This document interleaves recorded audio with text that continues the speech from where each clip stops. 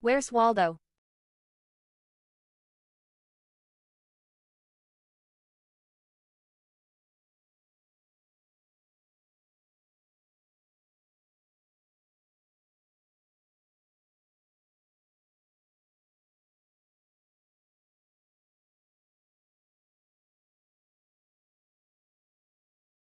Oh hi KBP.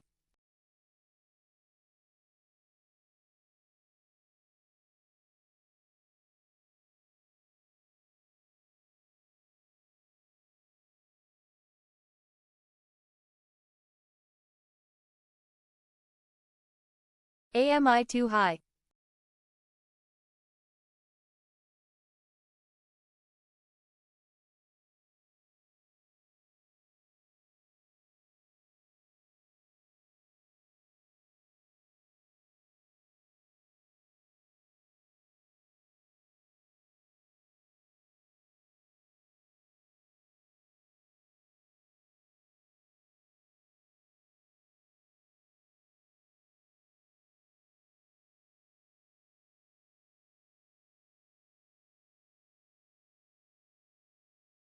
Might just be me got ILTHE Bluetooth in.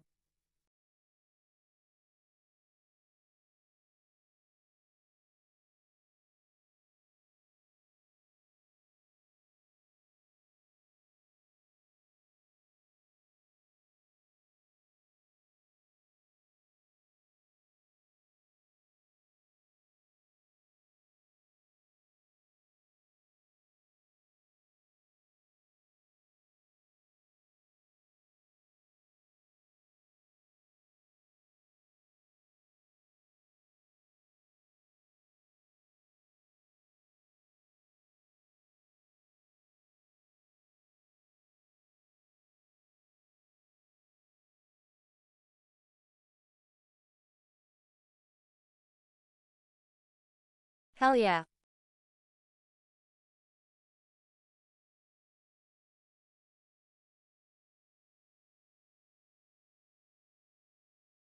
You did it.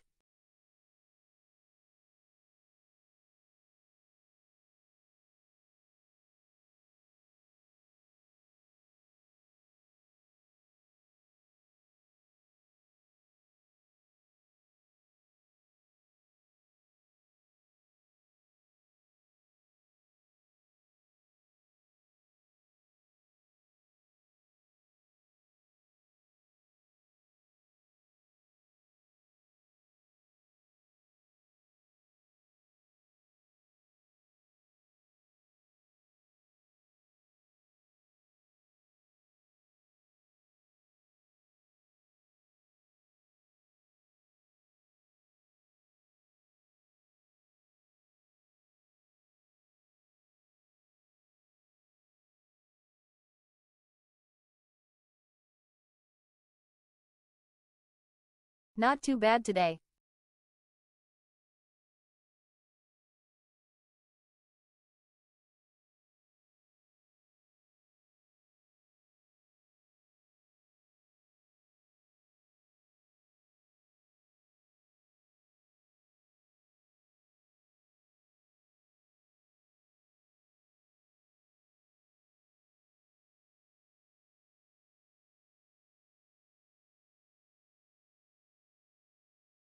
Got a full bladder, might stop by Arlington today.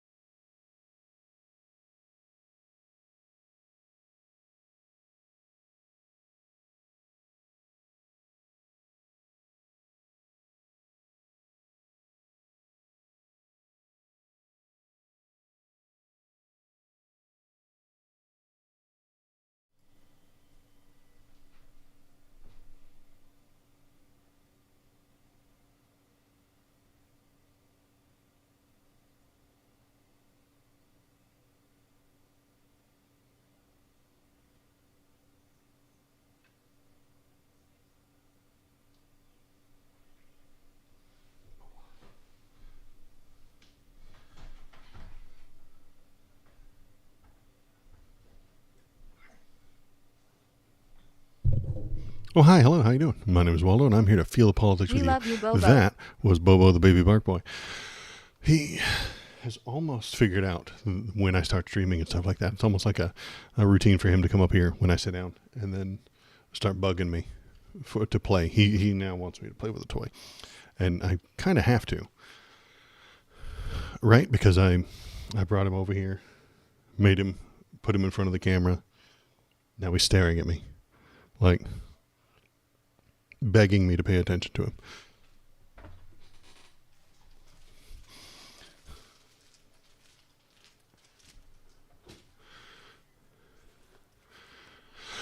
Anyway, hi, how are you? Fetch stream, yeah, I could probably pull that off. I'd have to readjust the camera, but he will probably just fetch 26 hours a day if I let him. Hi, how's it going? My name is Waldo, and I'm here to feel the politics with you. And when we don't have politics to feel, we feel doggies. They're very fun. Let's see. What the hell is going on? What was I doing? Okay, today is Saturday. Saturday means a morning stream, morning politics stream. If Thomas graces us with his presence, he hasn't yet, we will point the stream more towards a philosophical bent. I'll throw some hypotheticals and weird things at him just to pick his brain about the conservative brain and things like that. But if he isn't here, that's okay too. We just continue on with the news and we talk about whatever's going on in the headlines today. If you want to tell me what to do, you can do that on the Discord. Hop over to that Discord link right there. Tell me what to do. Tell me what to talk about. Tell me what's important to you. It's fun and it's exciting. And you can tell me that what's important in the politics and what headlines I should read and follow and pay attention to.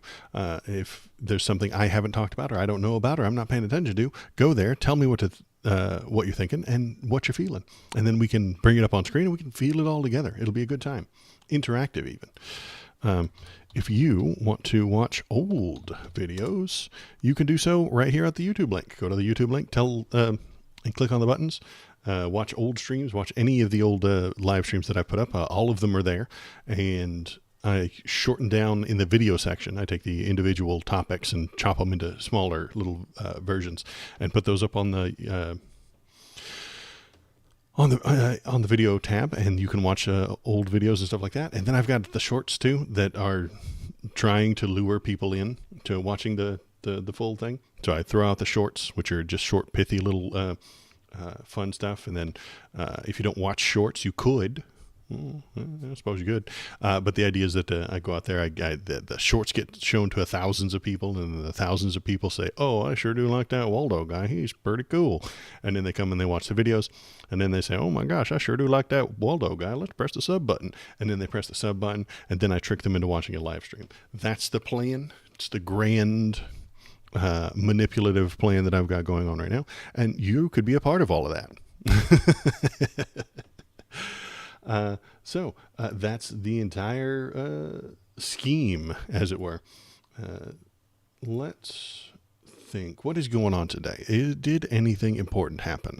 It's not that big a news day today. I'm going to watch the Kamala interview because I probably shouldn't tell you this, but it's a little bit boring. I'll stop and interrupt her every time as she moves to the right on all the things. But it's just the center, so it's fine. She moves. She's not exactly a Marxist in this interview. Spoiler, is as if anybody wouldn't have been surprised by that. She's not actually a Marxist. She's just a Democrat, which is not a surprise to me. But we'll watch that, and then we'll talk about Trump and his really dumb abortion slip-ups. Like, he's just said the stupidest things, and he doesn't know what his party wants. He doesn't know what his party is. He doesn't know what his party does on a regular basis. As usual, he doesn't know anything about Republicans or their positions. Yeah, flip-flops, sure does, on abortion. He doesn't quite understand anything about Republicans or their positions or why they hold them. He doesn't know. He's too self-centered. He's too narcissistic. And we'll talk about that, and then maybe we'll look at J.D. Vance or something like that. And then, what was the last thing that I wanted to talk about today? Oh, yeah, the Twitter Brazil drama. We'll look at that too, because Twitter's being blocked as of like today, I think, in the entire country of Brazil. So let's get started with that. So starting off, a webcam screen, we'll go right here, and we will click on turn off game capture, because I was playing Vampire Survivors yesterday, and we're going to turn on window capture, and we're going to go to that. Oh, yeah. Okay. So we can start right here. That'll be fine. Trump team desperately tries to rewind his shocking abortion comment. Donald Trump has upset some of his biggest fans with his latest comments on abortion, and his campaign wants to make the whole thing go away. So I'm going to suggest to you, Donald Trump doesn't know what he's talking about. Shocking. I know. You know this already. But Donald Trump and his campaign are suddenly at odds with the issue of abortion. Exactly. Speaking with NBC News, the Republican presidential nominee shared his intent to vote in favor of an abortion rights when it comes up on the ballot in Florida, believing that a 6-week ban is too short. He literally said, a 6-week ban is too short. I'm going to be voting that we need more than 6 weeks. He also elaborated that he believed there should be exceptions in abortion restrictions and instances of rape and incest, and that medical intervention should be allowed to maintain the life of the person pregnant. But that wasn't what the campaign had expected him to say.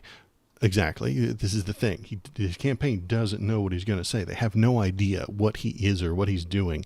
And he doesn't know. He doesn't take their positions into himself. He doesn't comprehend what the Republican positions are and then understand them and then take them in.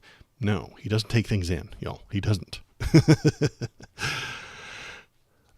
In a statement to NPR, Trump campaign National Press Secretary Caroline Leavitt said that the political decision ajar, insisting that President Trump has not yet said how he will vote, except that I'm going to be voting, that we need more than 6 weeks. He doesn't know how. Then the campaign says he doesn't know how he'll vote. He simply reiterated that he believes 6 weeks is too short. They're lying right to your face. I mean, it's weird why they would do that. Florida's abortion ban, which went into effect in May, is one of the most extreme in the nation. The new law prohibits abortion well before a lot of people even realize they're pregnant. Just 1 week before drugstore pregnancy tests can detect the hormone. So, this is a bad plan. 6 weeks is too short. Obviously. Blatantly. Everybody knows it. But that's why they did it, because then you won't be able to. 6 weeks, hey, nobody knows? All right, great. Well, then they can never have one. This is intentional. And then the Florida people who wanted an abortion ban get the ban. Prior to the ban, Florida allowed abortion up to 15 weeks, making it a haven for people seeking the medical procedure in the South. The 6-week ban passed alongside similarly restrictive bans in neighboring states, meaning the abortion access throughout the entire region has been crippled. Backlash to Florida's new law has been extreme, with more than 1 million Floridians signing a petition to enshrine abortion rights in the state constitution. So it was 15. Some people want it to be more. I think 21 is the right number, but that's just me personally. Then the people, it moved to 6. Just because, I think, not because the people voted for it. They just passed the law. Said, okay, 15 is wrong. 6, said the legislature, with nobody voting. This made the people unhappy. The people then, 1 million of them, signed a petition to enshrine abortion rights into the state constitution. The effort has placed abortion rights on the ballot in November. The initiative, known as the Amendment 4, would protect abortion until fetal viability, which is 24. Still, a possible win in the second half of the year will come on the backs of the people who have had to suffer the interim, giving birth when they didn't want to. Yes, exactly. So Trump has worked to soften his anti-choice position in recent weeks and appeal to women's rights activists in an effort to draw more voters to his campaign. He doesn't know what people want or why they want it or what is going on at any given time. He just says things that he thinks will get him cheers and claps and people to make happy sounds, because he doesn't know any of these things. He doesn't comprehend most of the things that he talks about. He just says the things that make people clap. I was able to kill Roe v. Wade, much to the shock of everyone, Trump posted on Truth Social last year, and for the first time put the pro-life movement in a strong negotiating position. Without Without me, there would be no 6 weeks, 10 weeks, 15 weeks, or whatever is finally agreed to. Boss, Donnie, listen. We had a final agreement within Roe v. Wade. We did. We had it finally agreed upon. Settled law, you might call it. And then you upset that. You killed Roe versus Wade, and you bragged about it because it made the people clap. The people around him said, hey, you need to kill this Roe v. Wade thing. He doesn't know what it is. He doesn't know what it means. He doesn't know what it causes to the American people, but he did it, and then his fans clapped and were happy with him. And then he brags about it. And then he starts talking about 6 weeks not being long enough because that makes the people around him clap. He doesn't have any idea what he's doing. He is just chaotically rambling around in any random direction, seeking applause.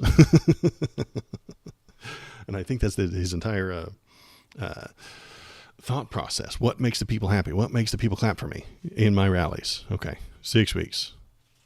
No, that made people mad at me. 10 weeks. They got a few claps. 15 weeks. That gets the most applause. That's my stance. 15 weeks. Clap for me, please. Kill Roe versus Wade. That made the people around him clap. And if a different group of people is around him, he'll say a different thing. He doesn't care. It doesn't matter. He has no principles. He has no values. He does not know what he's talking about at any given moment and just rambles around incoherently. What is this? He also backs legal weed. What the hell, man? Why is Donald Trump backing legal weed? Okay. Nobody expected that. That's a surprise because, again, somebody around him said, hey, it should be legal. He's like, oh, okay, yeah, sure it does, sure. As everyone knows, I was and will be again the most respected law and order president in the U.S. history. We will take our streets back by being tough and smart on violent and all other types of crime. In Florida, like so many other states, they have already given their approval. Personal amounts of marijuana will be legalized for adults with Amendment 3. Whether people like it or not, this will happen through the approval of the voters, so it should be done correctly. That is a weird sentence. Whether people like it or not, this will happen through the approval of the voters. The voters are people, and then they would like it or they would not like it. It's a weird sentence, man.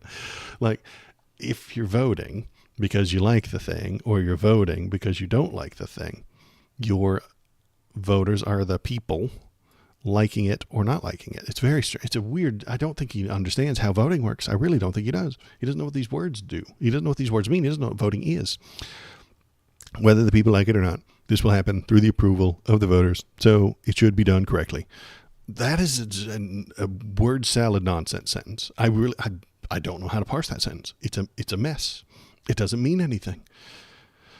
Amendment 3 is a ballot measure in Florida. When voting for candidates in the general election, Floridians will also be voting the amendment, which would allow people 21 years or older to buy and possess recreational marijuana. Trump wrote in his post that he wants Florida lawmakers to ban the use of weed in public spaces. I mean, I guess you can do it in your front yard. However, he doesn't think that people should be criminalized for having personal amounts of marijuana on them until someone tells him differently. Until someone on his team tells him, hey, no, this is against conservatism. The Republicans don't like this. You shouldn't be pushing this.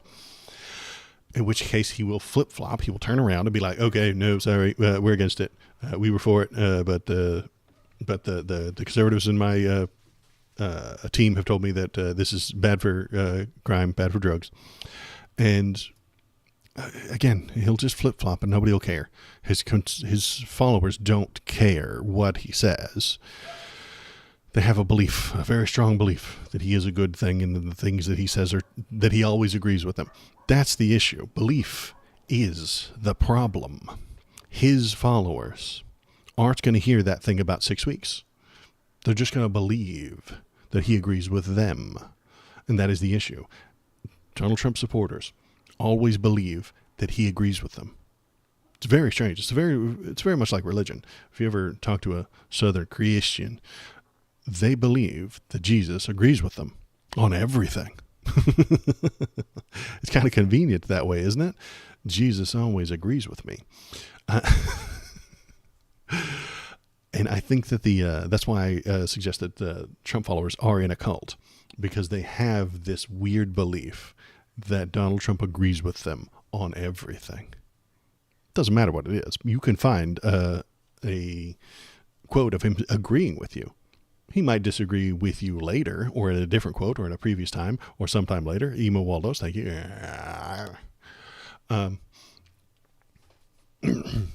You can find Trump disagreeing with Trump constantly. There's an entire Twitter handle called Trump disagrees with Trump, and it's just him saying X, then him saying the opposite of X, then him saying X again. If he exists in this superposition of what would be the word of a superposition, he holds all positions. You simply choose which ones you like, then you find the evidence that says he also agrees with you. Bam, you're in the cult. You're done. Since he agrees with you all the time, he agrees with everybody all the time, he agrees with everything everyone has ever said ever in any way, shape, and form. You can find the things that make you appreciate him. And I think that's what his cultists have done. But back to this thing, we do not need to ruin the lives and waste taxpayer dollars arresting adults with personal amounts on them, and no one should grieve a loved one because they died from fentanyl-laced marijuana. We will make America safe again, in all caps. There's been mixed reporting about the use of fentanyl-laced marijuana in 2017. There were several stories about fentanyl-laced marijuana overdoses, but Snopes, a fact-checking site, debunked these stories. So it's not even a real thing. Like, I don't know, he's wastes taxpayer dollars arresting adults, but we should arrest them for fentanyl-laced marijuana. It's so weird, dude. That turnaround, it doesn't even make any sense, does it? No one should grieve for a loved one because they died from a fentanyl-laced marijuana. Well, okay, like, if you made marijuana illegal, wouldn't that also stop the fentanyl lacing? It's so weird. None of his sentences make sense. He speaks in such a roundabout way. It's circular, and you pick a side. Well, it's a circle. It doesn't have sides. It's so weird. I don't think that he ever makes logical sense. And I don't think he knows how to make logical sense. He just jibber jabbers, and you pick and choose which parts of it you agree with. And if you pick this part to agree with, adults with personal amounts, great. And if you pick this part, no one should die from fentanyl-laced marijuana, well, then you agree with him there. If you agree with him that the 2020 election was stolen, then great. You agree with him there. If you agree with him that you should attack the Capitol on Jan 6th, then you agree with him there. If you agree with him that he told everybody to stop attacking on January 6th, he did that too later. Go home. You've done a terrific job today, but we have to stop the violence on January 6th. Go home. You're loved. We feel you. If you think that he protected the country, you would point to that as him protecting it. If you think he attacked the country, you'll point to that as how he attacked it. He takes all sides of all situations and all arguments. He takes all the sides. Somewhere, somehow, he has taken the side that you agree with. And if you are weak-brained, you will just simply seek out the biases that you have and find that he agrees with you on them. He says nothing. He says all the things. And because he says all the things, he says nothing. Right, so let's look at the next one. What else is going on today? We're going to close that. And there's J.D. Vance. Weird guy that he is. Dangerous and un-American. Wait, pop it up here. There we go. Into the right place so that you can see it too. Dangerous and un-American. New recording of J.D. Vance's Dark Vision for Women and Immigration. So what we did is he's been talking a lot for many years, J.D. Vance. And once he got picked as the vice president, everybody started listening to the things that he said in the past. And it turns out that he's just a 4chan troll. He's an incel, honestly. He has gone to the incel boards, read what they have to say, thinks that it's great, and then morphs it into a possible, slightly more acceptable version of politics. So let's see what he had to say here from the incel board. Trump's running mate rants about feminism, immigrants, and Ilhan Omar in newly unearthed podcast from 2021. So in 2021, he said all these things. Professional women choose a path to misery when they prioritize careers over having children. if women make the choice to have a career instead of children, then they will be miserable, according to him. This is incel talking points. It really is. He claims that also claims that men in America were suppressed in their masculinity.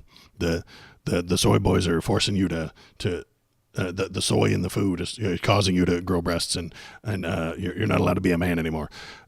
And they use the word toxic to describe you. These are incel talking points. J.D. Vance is an incel. The Ohio senator and vice presidential candidate said women like his classmates at Yale Law School that pursuing racial and gender equality is like the value system that gives their lives meaning. But they all find that value system leads to misery. So if you try to do something important or goal-oriented within the racial or gender equality sphere, you will be miserable because you didn't have a baby. And that is your purpose as a lady, is to have babies. Fucking incel, dude. What else we got? Let's see. Vance also sideswiped a Minnesota Congresswoman, Ilhan Omar, a one-time Somali refugee, claiming that she had shown ingratitude to America and that she would be living in a crap hole if she had not moved to the U.S. She didn't move. She was a refugee. She was in a war-torn place, and the America brought her in because we were trying to help the people that were in a terrible nightmare of a scenario. We brought her in as a refugee. She didn't move to America. America brought her in because her community was being destroyed by local politics, warlords, or whatever. I don't know all the details, but it was a shitty place to live. Somalia, I suspect it was, if I remember correctly. But I'm not going to Google it because, Somali refugee. Yeah. We saw that the world was doing bad, awful things to Somali people. And then we said, hey, would some of you like to come live in America? Because this is terrible. And then her parents chose yes. And then they came here, and now they got integrated, and they are Americans now. And her children, born in America, are Americans. This is a great thing. This is a fantastic thing. I support this completely. This is exactly what America ought to be doing. This will make us a better place, a more moral place. Sounds downright Christian, if you ask me. But he doesn't like it because they're brown. Honestly, that's why he doesn't like it. In an email response to The Guardian, Omar slammed what she called the ignorant and xenophobic rhetoric spewed by Mr. Vance, dangerous and un-American. Yeah, he's un-American. Incels are un-American. They really are. Sorry about the bark boys. The bark boys are going nuts. Seems there's a doggy outside, and that's the most important thing in the world, is to go bark at other doggies. So if they're barking, that's why. What do we got? Ever since he was picked by Trump, Vance has been hit by scandals over his past comments, especially those concerning women and his perception of their role in society. Last week, his campaign was rocked by previous comments blasting the teachers union president for not having some of her own children. So an important person within the teachers union who teaches children is unfit because she doesn't have her own children. She has a dozen in every classroom, His previous characterizations of Democratic leaders as childless cat ladies have also troubled Trump campaign efforts to appeal to suburban women. Yeah, they're not going to get very many women voting, and I think that makes a big difference. This latest recording raises renewed questions about Vance's contribution to the Republican ticket, which is trailing behind Kamala Harris in her bid to be America's first woman president of color. In the 2021 interview, Vance also claimed men and boys in the U.S. were suppressed in their masculinity and made racially charged remarks about American cities and political opponents. Let's see.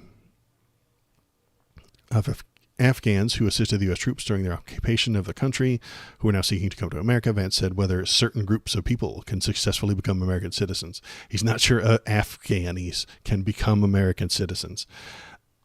What does that mean? What do I think it means? He thinks that American citizens are straight, white, cis Christians. That's an American citizen. In his stupid brain, in his very tiny worldview, all Americans are straight, white, Christian, cishet people. And if you're not all of those things, well, then you're not American, are you? His view on Americans is disgusting. He is spitting incel rhetoric. He is he's the candidate of 4chan. He really is. And it's awful. I don't want him to be in charge. I think that the things that he is saying are bad and wrong and gross, and he should be looked at and laughed at for being poisoned by the incel movement. At the same time, Vance claimed that the left uses racism as a cudgel and that has been a little too worried in the past about such accusations because they can be career-ending and destroy a person's life. So don't call people racist because it harms them. So you shouldn't ever do that. I mean, but what if JD, man, boss, listen, what if they're a racist? No, don't say it. You'll ruin their career. Well, but what if it's true? What if it is correct? No, don't say that. Don't say correct things because it could harm somebody.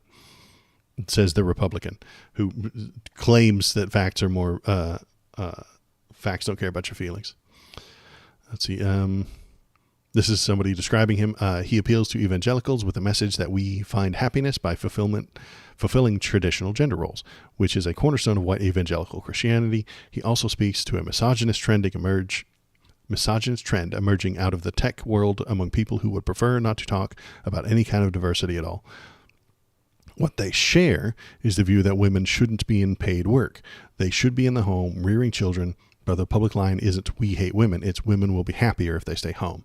Yeah, this is incel talking points. It really is. JD Vance, the incel candidate. That's what politicians do. Yeah, is talk about the things. What do they do? Talk about what they think is best for people. Great. I think what's best for people is freedom and the ability to choose what they're doing with their lives. If a woman chooses not to have children, then that's her choice, and you should respect it. J.D. Vance doesn't respect that. He says that she'll be happier if she just gives up on her career, gives up on her ambitions, gives up on any of the choices that she could make, and becomes a baby mama. That will make her happier. That's incel talking points. It really is. Those ideas are fomented on message boards online by unhappy men. And I don't trust them. Let's see. Let's look at, what else are we looking at? Let's look at the Trump votes. No, wait, this is, we already covered that. We covered this. We'll look at that in a minute. Let's look at the Kamala Harris, Tim Wells interview. Let's start with part 1 right here. Let's watch that. Now, so let's take a look at this super fun interview. I know this is probably not a smart thing for me to do, but this is a little bit boring. Politics is supposed to be boring. Sorry, it's not supposed to be so exciting. Donald Trump makes it more exciting than it actually is, usually. But we're going to watch Kamala get interviewed by CNN, and the CNN reporter is just going to ask her to step in all the traps that Trump set. So let's take a look at this. It's not too long. It's 8 minutes each. I'll put it on 125, and I'll stop it whenever I want to yell at the people. I can see the camera. It's a thing. Oh, well, now you're going to get me kicked off of YouTube. Way to go. I'm getting trolled from my own family back here. Unfortunately, neither candidate is honest enough, qualified, or truthful to hold the high and respectful office of POTUS. Alps Craft Shack. Thanks for the comment. I think Kamala is far more honest than Donald Trump. Does she have problems? Yes. Is she a politician? Yes. Is she a Democrat? Yes. But she doesn't lie to you about who won the election in 2016 and 2020 the way Donald Trump does. I think that's the most important thing, that you shouldn't lie about who won in 2020. Donald Trump will lie to you about that. If you ask him today, and he says it every single day, that's why the reporters keep asking him, who won in 2020? He will say he won. He'll look right into the camera. He'll look right in your face and say, I beat Joe Biden in 2020. I beat him. Everybody knows it. It was crooked. It was fraud. I won in 2020. He will do that. And that's the most important thing that you shouldn't lie about. So that is the most compelling reason I can make for not supporting him. Is Kamala a perfect angel? No. Is she better than him? Yes.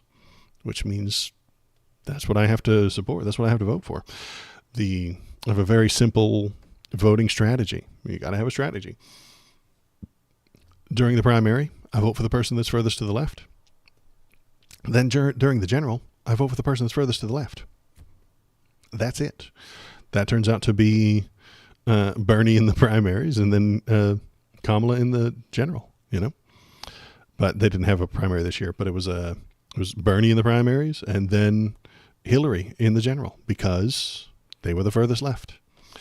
During the next primary, Bernie was the furthest left, and then he lost to Joe Biden. So then I voted for Joe Biden because he's the furthest left in the general. That's it.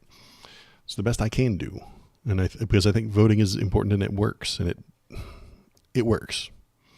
I can discuss that later if you'd like. Let's look at this super cool, so much fun interview. Well, thank you so much for sitting down with me and bringing the bus. The bus tour is well underway here in Georgia. You have less time to make your case to voters than any candidate in modern American history. The voters are really eager to hear what your plans are. If you are elected, what would you do on day one in the White House? Well, there are a number of things. I will tell you, first and foremost, one of my highest priorities is to do what we can to support and strengthen the middle class. When I look at the aspirations, the goals, the ambitions of the American people, I think that people are ready for a new way forward, in a way that generations of Americans have been fueled by hope and by optimism. I think, sadly, in the last decade, we have had in the former president someone who has really been pushing an agenda and an environment that is about diminishing the character and the strength of who we are as Americans, really dividing our nation, and I think people are ready to turn the page on that. So what would you do day one? Day one, it's going to be about, one, implementing my plan for what I call an opportunity economy. I've already laid out a number of proposals in that regard, which include what we're going to do to bring down the cost of everyday goods, what we're going to do to invest in America's small businesses, what we're going to do to invest in families, for example, extending the child tax credit to $6,000 for families for the first year of their child's life to help them buy a car seat, to help them buy baby clothes, a crib. There's the work that we're going to do that is about investing in the American family around affordable housing, a big issue in our country right now. So there are a number of things on day one. What about you? Not anything overly crazy and not a weird answer. She's given this answer before. This is mostly just her stump speech. All people lie, especially politicians. This election is basically a matter of voting for the lesser of two evils. All elections are voting for the lesser of two evils. They always will be, unless you have the perfect human being who has never committed any sin and never done anything wrong and never made a mistake. I've never met one of those people. So the voting is always voting for the lesser of two evils, every single time. No way around it. It's just a matter of which candidate is the best at convincing people about their truthfulness of their lies. Well, one side lies far less often than the other. They really do. Donald Trump lies constantly about very important things. You're going to see in this interview where Kamala, because I've seen a couple of the clips, goes back on a position she had, and she gives you grief about it, and she wiggles the language in a dishonest way about fracking. We're going to cover that in just a minute, as soon as she gets to it. And I think, is that her lying a little bit? Yeah. She doesn't like fracking. She thinks it's a bad idea, but she's not allowed to say that to the American public, or else they will get scared and not vote for her. So this is sometimes, just her convincing people about the truthfulness of her lies, maybe. But that's far less evil. That is, she is the lesser evil in this situation, my man. She really is.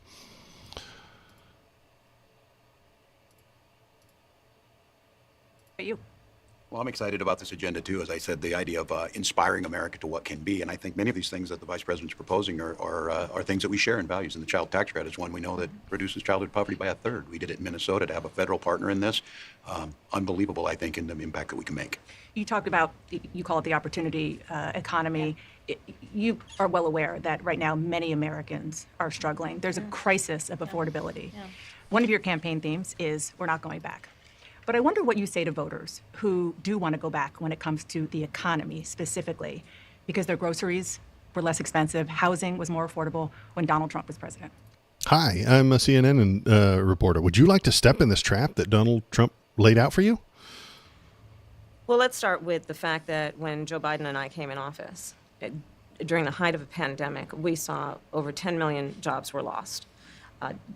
People, I mean, literally, we were all tracking the numbers. Hundreds of people a day were dying because of COVID. The economy had crashed. In large part, all of that because of mismanagement by Donald Trump of that crisis. When we came in, our highest priority was to do what we could to rescue America. And today, we know that we have inflation at under 3%. A lot of our policies have led to the reality that America recovered faster than any wealthy nation around the world. But you are right. Prices, in particular for groceries, are still too high. The American people know it, I know it, which is why my agenda includes what we need to do to bring down the price of groceries. For example, dealing with an issue like price gouging, what we need to do to extend the child tax credit to help young families be able to take care of their children in their most formative years, what we need to do to bring down the cost of housing. My proposal includes what would be a tax credit of $25,000 for first-time home buyers. Tax credits are boring, dumb, and liberal, and I don't care for them. But what do I always blame the inflation on? Companies, capitalism. Kroger executive admits company gouged prices above inflation. When people complain that they can't afford their stuff, it's not because of the government. It's because companies want to make more money. The company needs to make more profit this year than they did last year. And so they raise your prices. That's where your inflation comes from. Greedy companies. Capitalism will always lead to inflation. And if you don't have a government directing and regulating some of that capitalism, you don't have to regulate everything. You don't have to completely tell every company what to do all the time, but some regulation is necessary. There's a balancing act that the government needs to regulate things like that. Donald Trump hates regulation. Guess what happens when the regulation goes away? They're allowed to charge whatever they want, and they will charge more so that they can make more money. And then when you can't afford the things, they'll blame the government, that company, that Kroger executive right there. If you asked this Kroger executive, who admits that company gouged prices above inflation, why, it's so that he can make more money. What should we do about it? What is this executive going to say when you tell him people can't afford your food? People can't afford these things. He's going to blame the government for the inflation, and then he's going to tell you to get on government assistance. That's what he's going to tell you. You better call your, you better get on CHIP. You better get on food stamps. You better talk to that government about getting you enough money to eat. He's not going to lower his prices to meet you. No. That would be a bad capitalistic move. He wouldn't make as much money that way. He needs you to beg your government for some money that they can give you, that you can give to him. That's what the food stamps are, right? This Kroger executive who's raised your prices is going to tell you to go to the government and beg them for money. And then the government's going to give you some money, and then you're going to give it to that Kroger executive, and he's going to get that money. Capitalism is the cause of inflation. I'm not saying we abandon capitalism. I'm saying we need to run it smarter. We need to run it better. We don't need the capitalists to run the capitalism, man, because this is what it will end up with.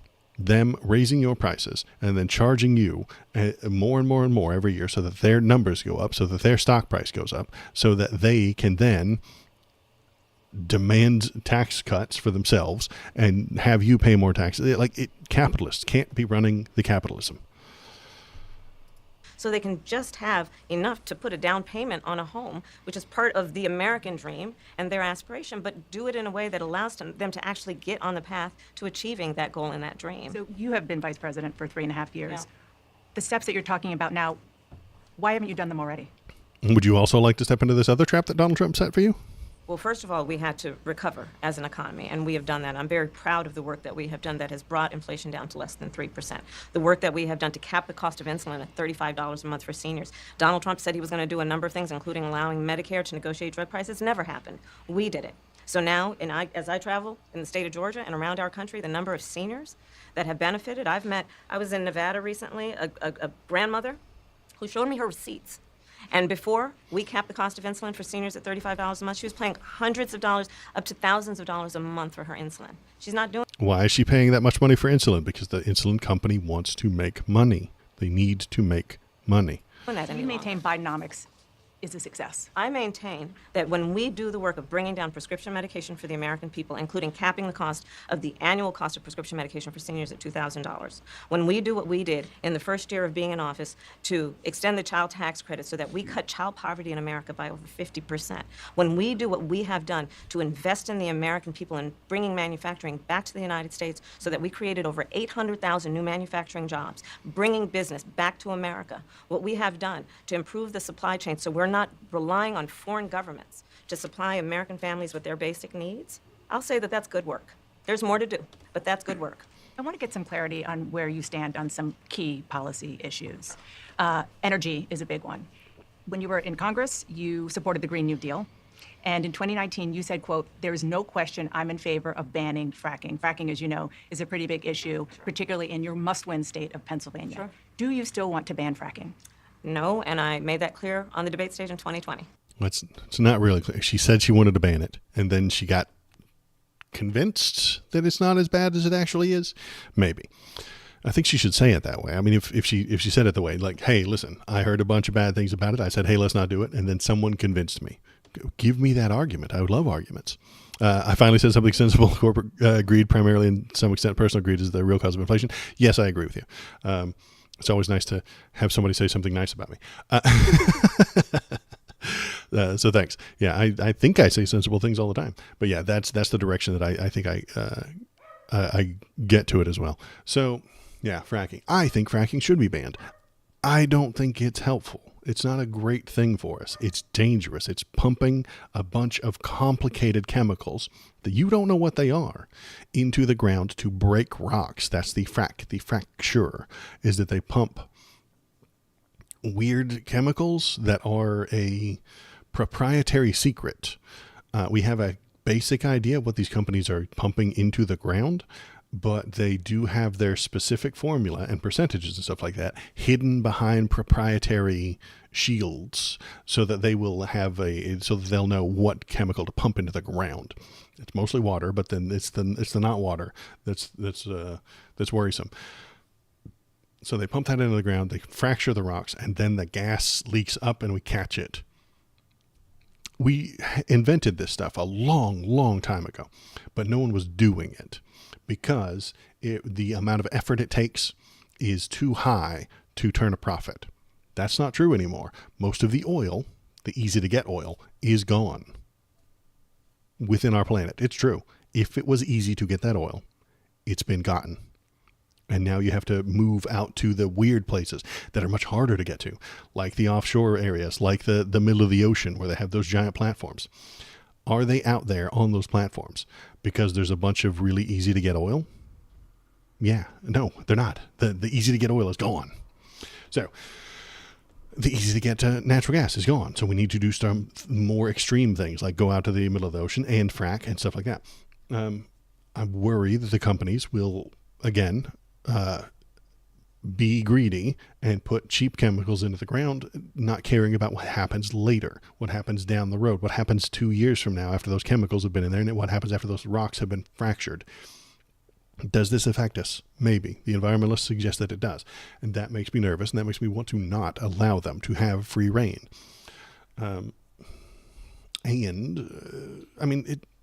So yeah, we need to do the renewables and all that fun stuff, but we have to transition properly, and it's again a balancing act, just like the thing about regulation. You have to balance these things properly. Are we fracking too much, and are we ignoring the wind and the solar and the carbon capture and all that fun stuff. I think that we are. I think if Republicans are in charge, if Donald Trump's in charge, fracking goes crazy. They frack all day, every day, so that they can make as much profit as possible. And then later on, down the road, there will be problems. We will run out, or we haven't properly given solar and wind enough time and effort and research so that they don't work well enough, and then we'll run out of the fracking stuff too. It will run out of the easy to dig up oil, and then we will panic, and there will be a bad time where we don't have the solar and the renewables ready. We have to balance the things. We need to transition properly rather than thoughtlessly.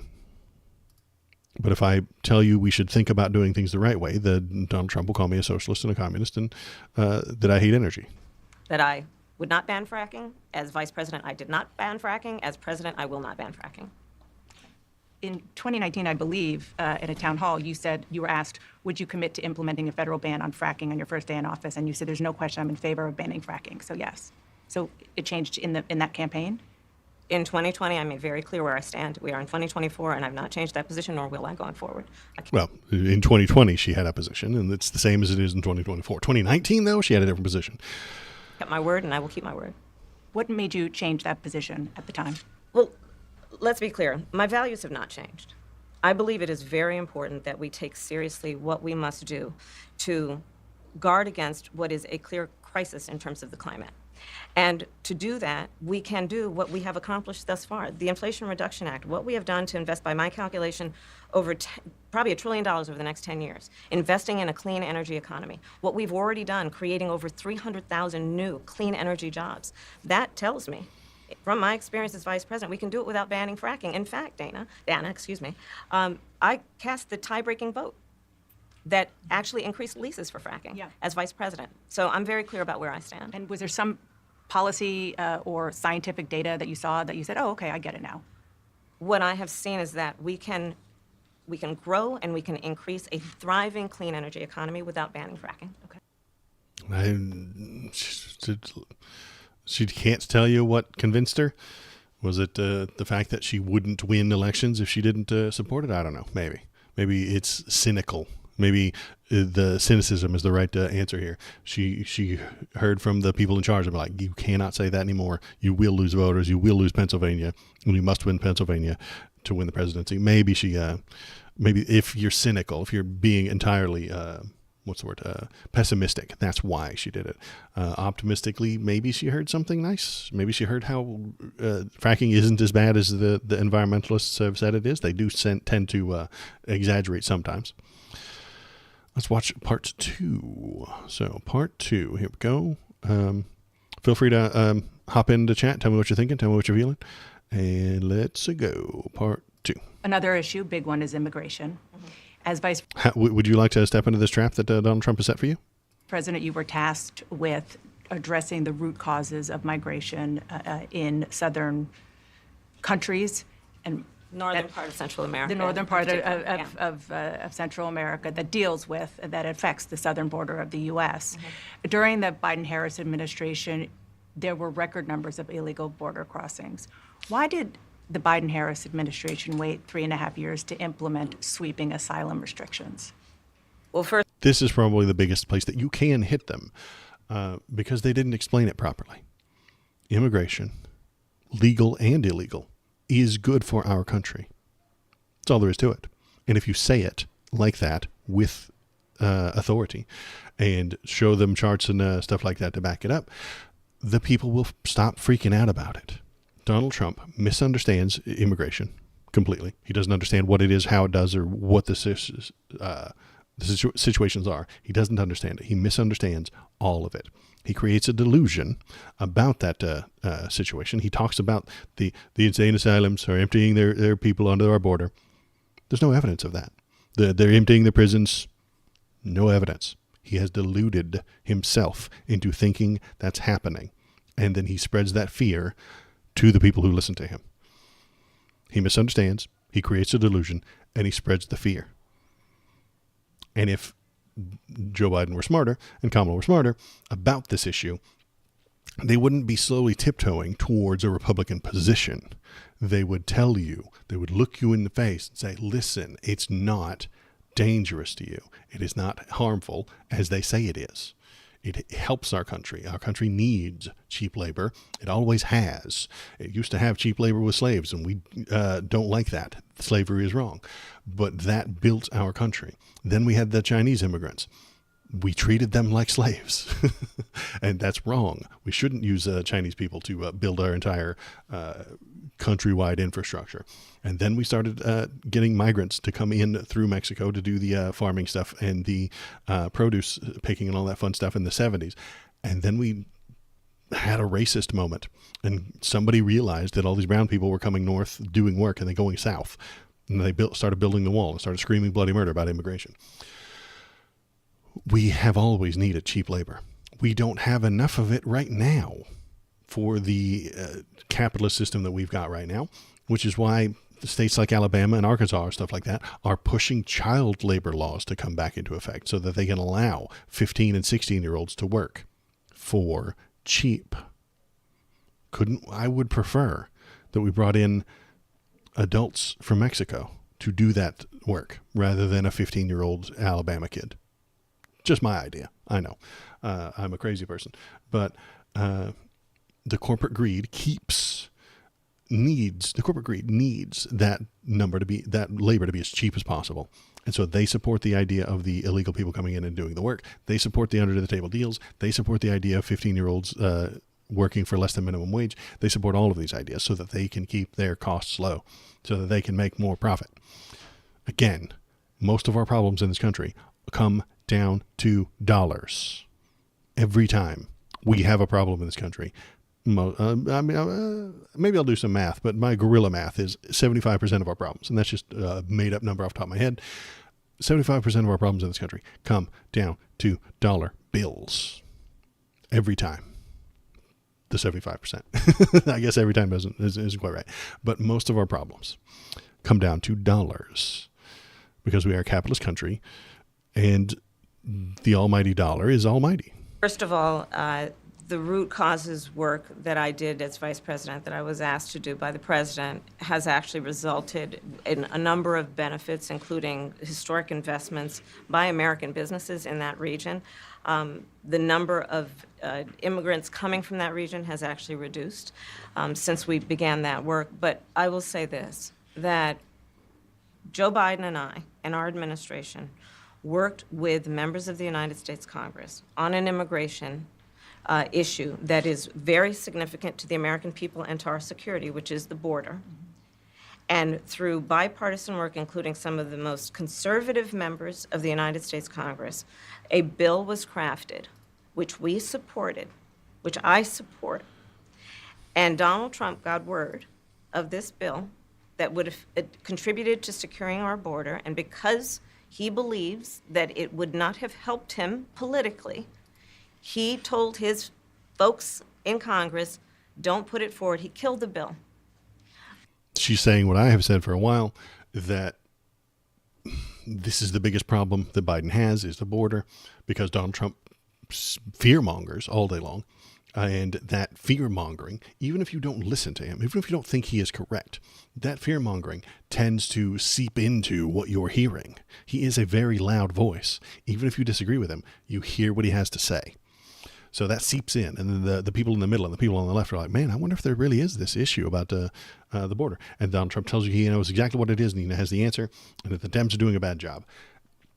Biden and Kamala have been wieners about this. They won't tell you the actual leftist position because they're not leftists. They're Dems, which means that they want to push, sometimes, Republican ideas, but with a smile. They want to push Republican ideas, but with a nicer coat of paint. And that is what they've done here. They pushed a Republican border bill, and the Republicans supported it because that's what they actually want. Donald Trump told them not to pass it because he doesn't want them getting points, doesn't want them putting points on the board. Donnie, listen, if illegal immigration is the nightmare, monstrous, horrible thing that you say it is, why would you prevent somebody from fixing it? Because it's not. actually monstrous, nightmarish, dangerous. And you know it. It's not the end of the world. And you know it. I know it. The left knows it.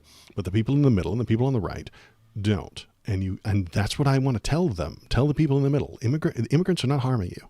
They're not. Tell the people on the right. Immigrants are not harming you. They're not stealing your jobs. Because it's not the Donnie Bell. Donnie Bell. Yeah. He didn't pass it. So that's why he wants to stop it from happening. He wants to do exactly what's written in that bill and more. And he wants his name on it. You know, honestly, I'm not kidding. If he did this with NAFTA, right? We had the NAFTA. He hated NAFTA, and he threw a fit about it back when he was the president. It's boring economic junk. But NAFTA, the North American Free Trade Agreement, was fine. It's not good. It's Republican leaning, but he hated it. And then he renegotiated the exact same issue, but then they put his name on it. Like I think somebody could convince Donald Trump to support Obamacare if they just put his name on it. I'm not even kidding. Like you could tell him all the great things that give him all the benefits and tell him all the good things that Obamacare does. And then just call it Trump Care. And he would just absolutely over the moon push it all day long. So far, she still hasn't answered the question of why did it take you 3 years? She's not going to, because she fails at explaining things. She did nothing because nothing needed to be done, and she's too much of a wiener to tell you nothing needs to be done, or the thing that needs to be done is turn them into American citizens. That's what needs to be done. These people need to become American citizens. She's scared to tell you that. That's the answer that I have come to. That's the answer that the leftists have come to. Make them citizens. They will no longer be illegal. Give them a path to walk. Tell them what they need to do to become Americans, and they will do it. And then maybe you charge them a fee. I'm all right with that. Charge them a fee for breaking the law, and don't give them tax refunds in April. You know. At the beginning of the year, whenever all the poor people get their tax refunds, they're very excited about this. I used to be very excited about it. This last year I had to pay, but what you do is you just don't give them that. Say, hey, listen, you're repaying the country for taking you in and doing all these court cases and giving you the path, and the people walking the path have to be explained to what the path is, and you have to determine what it is and if they're following it and all that fun stuff. That takes administration. Those administrators have to be paid, and you're paying for it. All right with that. And they'll be all right with that because they'll be here and they'll have an understanding of what needs to be done. If you don't know how to paint a house and your boss just says, go paint a house. Well, not like that. You'd get in trouble. If someone lays out the steps on how to do a thing, you'll have a much better time on how to do the thing. She's deflecting a more recent issue of Trump killing the bill for political reasons, which I agree is a ridiculous reason. Yes, she is. She, instead of, telling us a leftist reason, and I think maybe she knows these leftist reasons, but she's not allowed to say them, just like she was against fracking, but she's not allowed to say that anymore. Maybe she agrees with Waldbo. Maybe she doesn't. I'm not entirely sure. Maybe she agrees with me on the idea of making them citizens and giving them the path toward citizenship. She has said the words path to citizenship in the past, but that doesn't win the middle. It doesn't win the normies. It doesn't win votes from people who are maybe thinking about Trump. She's moving to the middle, as I knew she would. This is no surprise. When you run in the primary, you talk like a leftist. When you run in the general, you talk like a centrist. This is not a surprise. Every Democratic president has done exactly that. And that's what she's doing. She is, moving towards the center. We had other issues we were focusing on at the time. Would be better than nothing. I think maybe that would be a good answer, but at the same time, she might get in trouble with that answer because the center and the right would say, there's nothing more important than immigration. Oh my God, did you hear that? She has to be careful of her answer being used against her by her opponents. So J.D. Vance would go onto the TV screen and say, did you hear that? She said there was more important things. She had other issues we were focusing on at the time. Do you hear that? The most important thing in our damn country right now is those immigrants. You know, they would go on the TV and say that. And she abandoned you. That's the number one issue for them. So she's trying to walk a fine line of saying something important, but not giving them ammunition against her, which I think she doesn't do a good job of right here. A border security bill that would have put 1,500 more agents on the border. And let me tell you something, the Border Patrol endorsed the bill.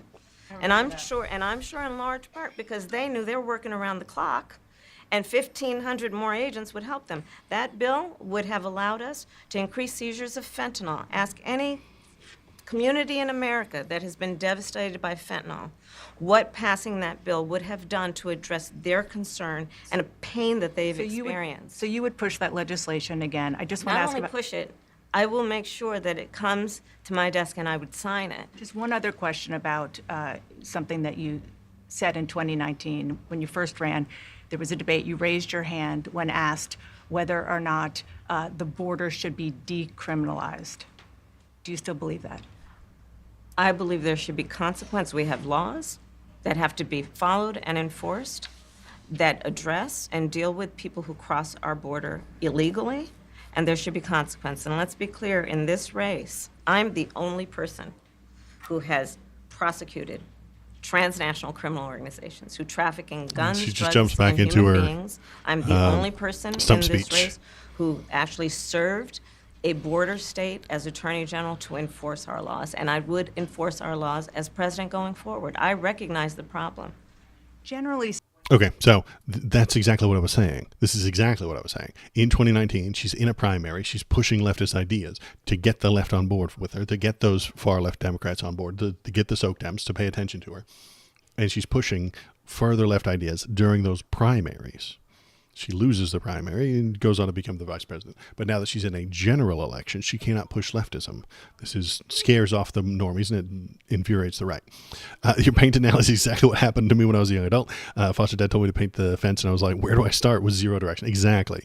That is an issue when talking to people. Is if your Foster dad had given you a better understanding. If he had said, hey, here's what we're doing. I need you to paint this fence. Here's the stuff. Here's where I keep the paint. Here's how many rollers you're going to need. Here's how to mix paint. Do you know anything about it? If he'd asked you how you could do it, you can't just give people, especially uneducated people, especially people who don't know what's going on. They don't know what the rules are for becoming an American. There's just lots of people down there in South America who want to come here because it's nicer and better, which is what's going to always happen. Either they're just looking out for themselves and they're looking out for their families, or they're running from gang violence. Entirely possible. And they don't know the rules. If they don't know the rules, they will do things wrong. They will do things incorrectly. They will just come across and try to stay. Give them a path to follow. Sewell's needed a path to follow to painting the fence. He wasn't given one. Give them direction.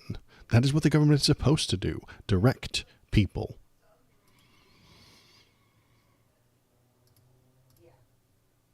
Speaking, how should voters look at some of the changes that you've made, that you've explained some of here in your policy? Is it because you have more experience now and you've learned more about the information? Is it because you were running for president in a Democratic primary? And should they feel comfortable and confident that what you're saying now is going to be your policy moving forward?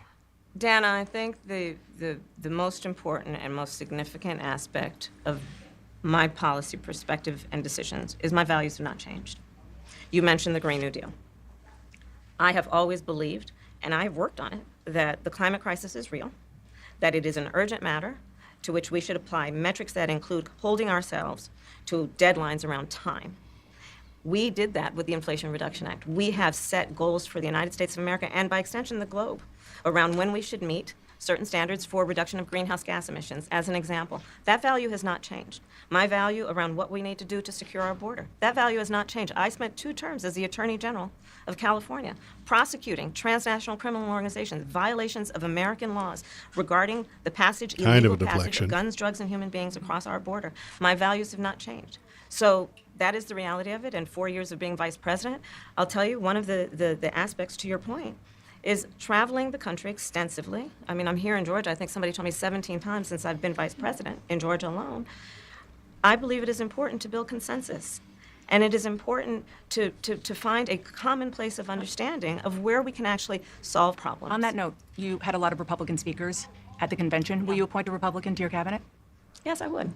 Anyone? Yes, Now that's a smooth move right there. That's a smooth move right there. Yes, I would appoint a Republican to cabinet. She didn't say she will. She didn't say, because let's back up a sec. Let's listen to the thing again. So the reporter says, will you?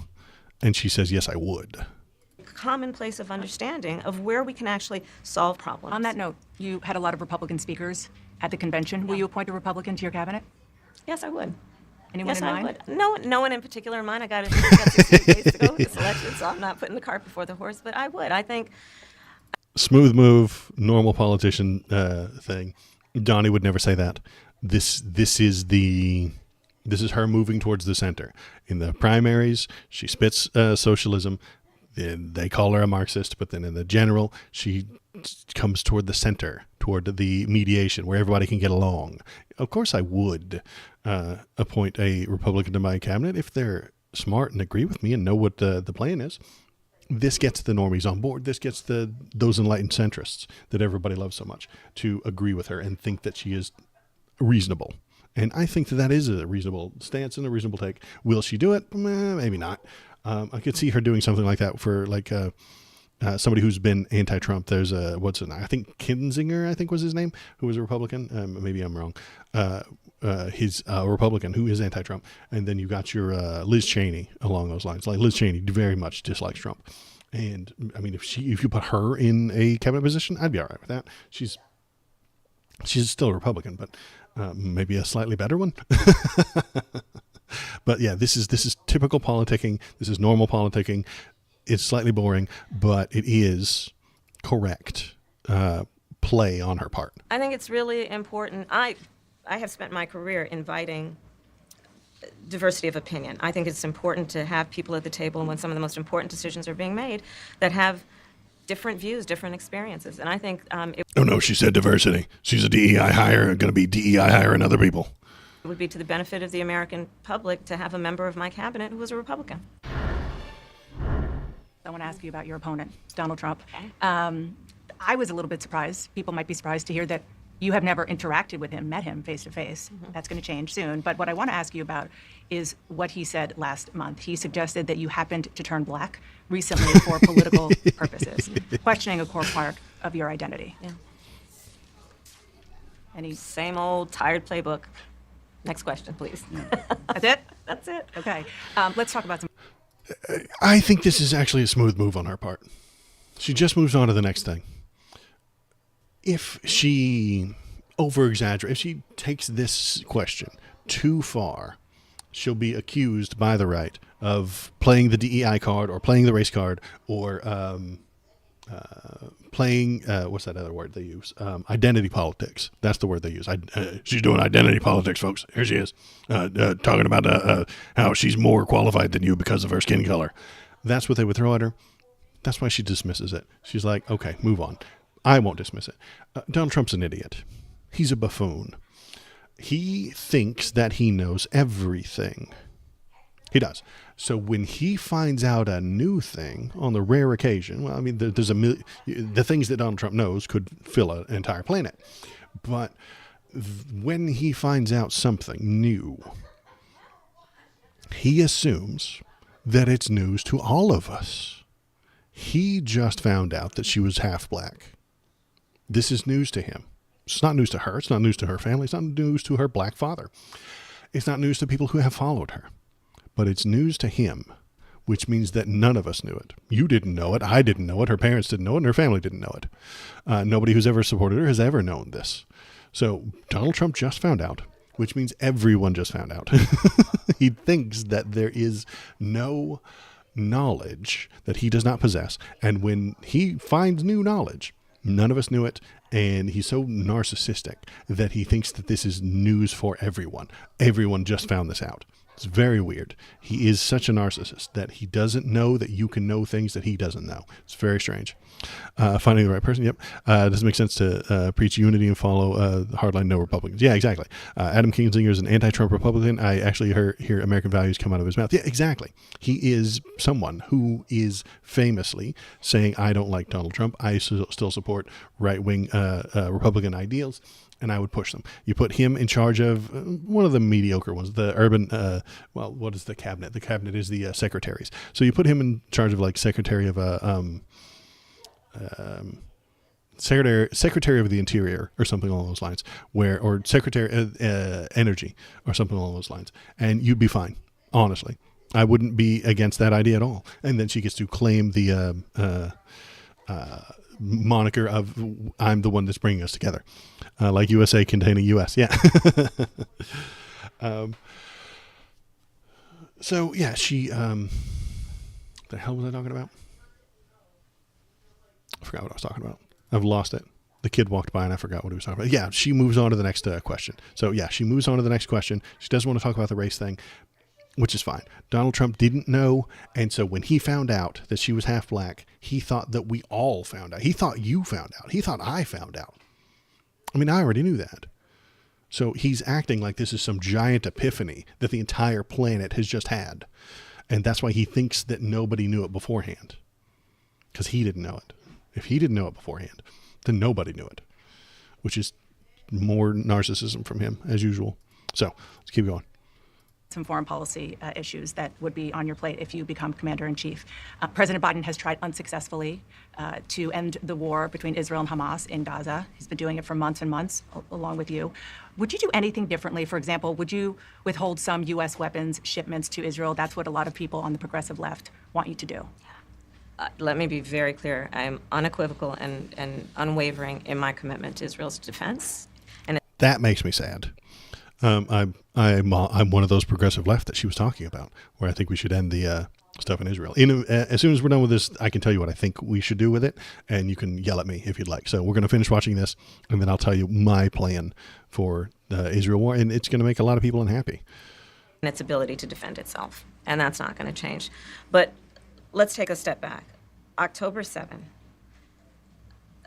1,200 people were massacred. Many young people who were simply attending a music festival. Women were horribly raped. As I said then, I say today, Israel has a right to defend itself. We would. And how it does so matters.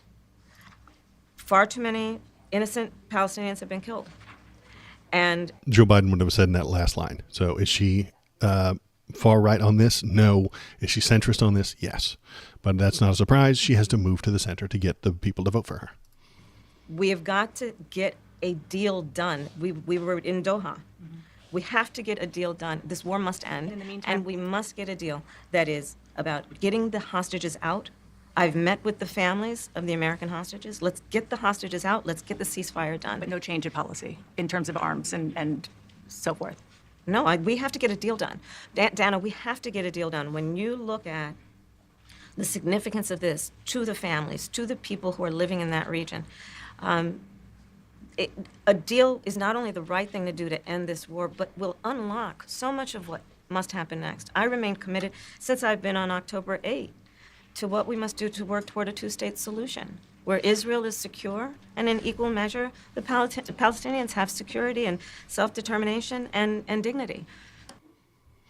So let's close that real quick, and then we'll talk about this. I don't think that it is a mess over there.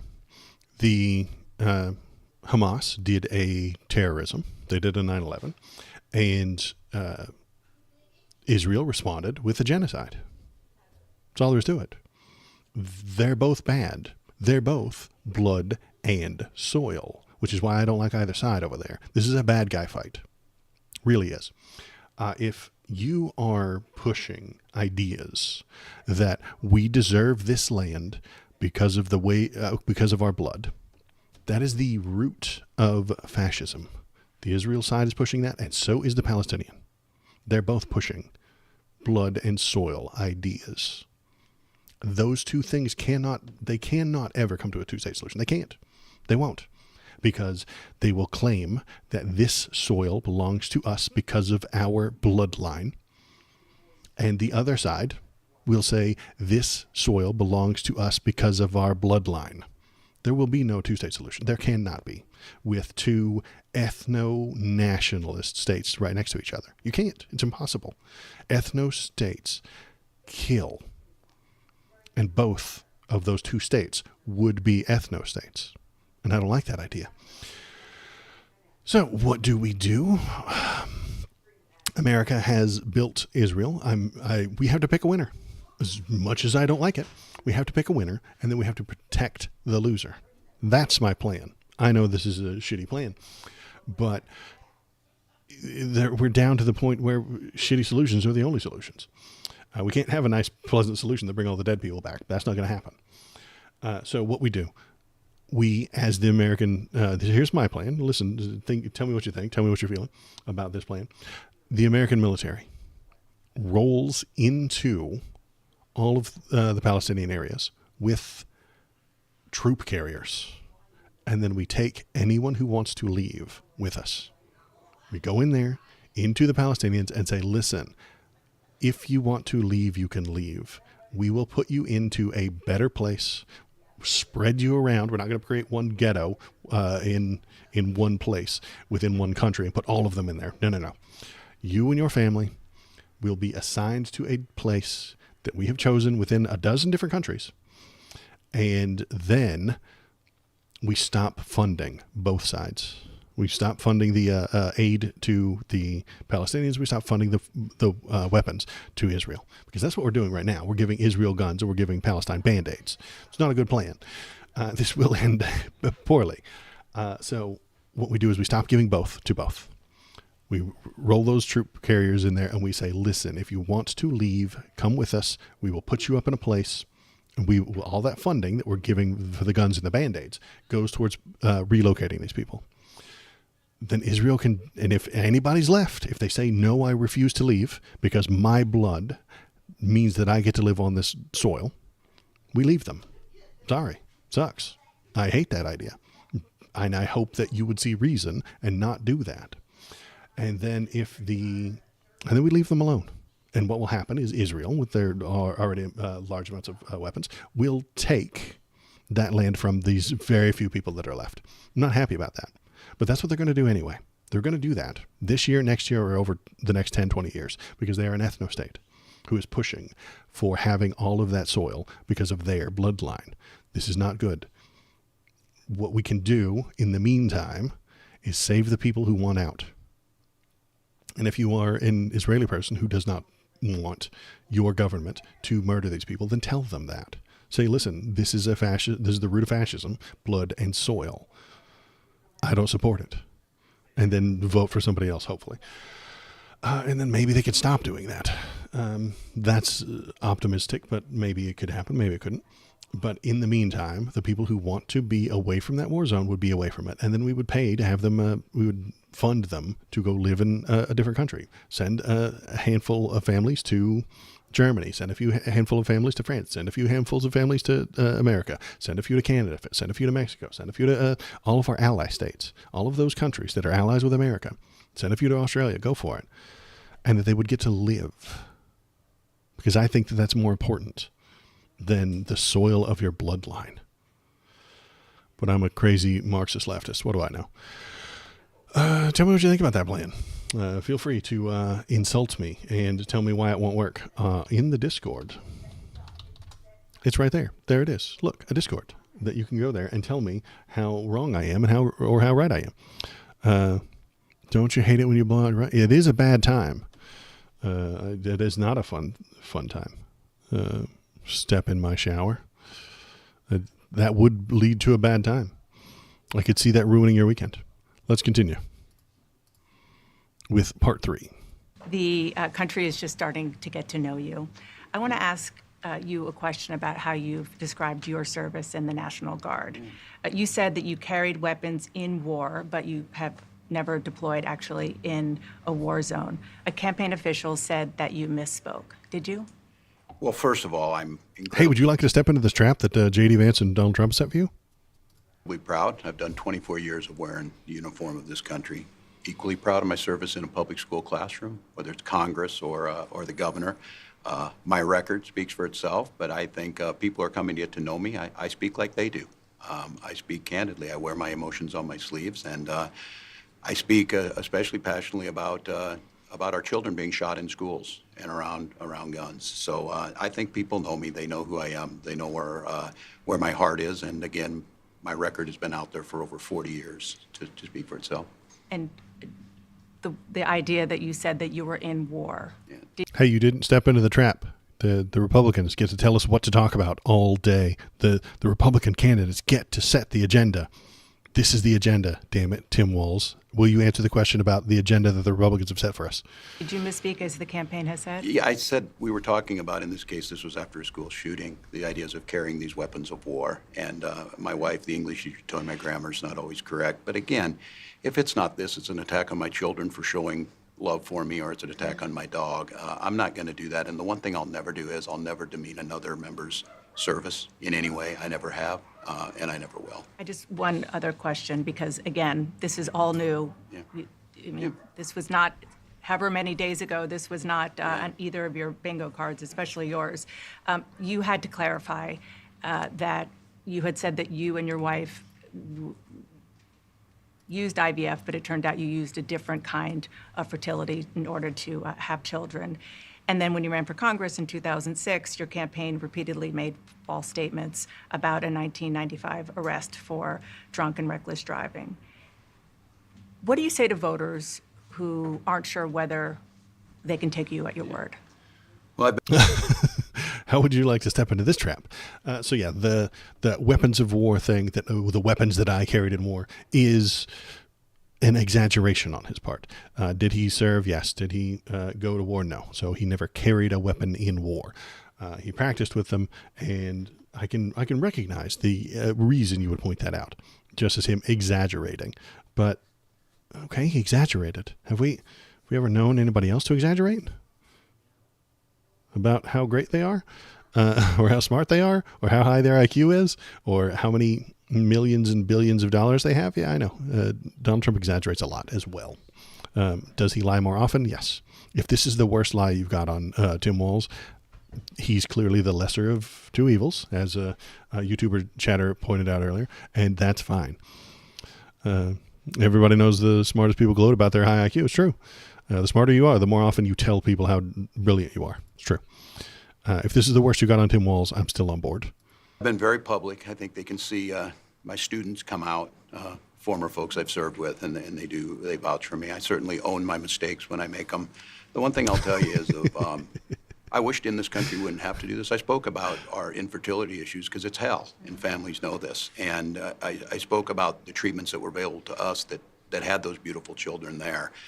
That's quite a contrast in folks that are trying to take those rights away from us. And so I think people know who I am. They know that record. They've seen that. I've taught thousands of students. I've been out there. And I won't apologize for speaking passionately, whether it's guns in schools or protecting of reproductive rights.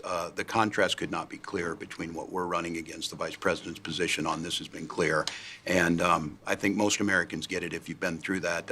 I don't think they're cutting hairs on IVF or IUI. I think what they're cutting hairs on is an abortion ban and the ability to be able to deny families the chance to have a beautiful child.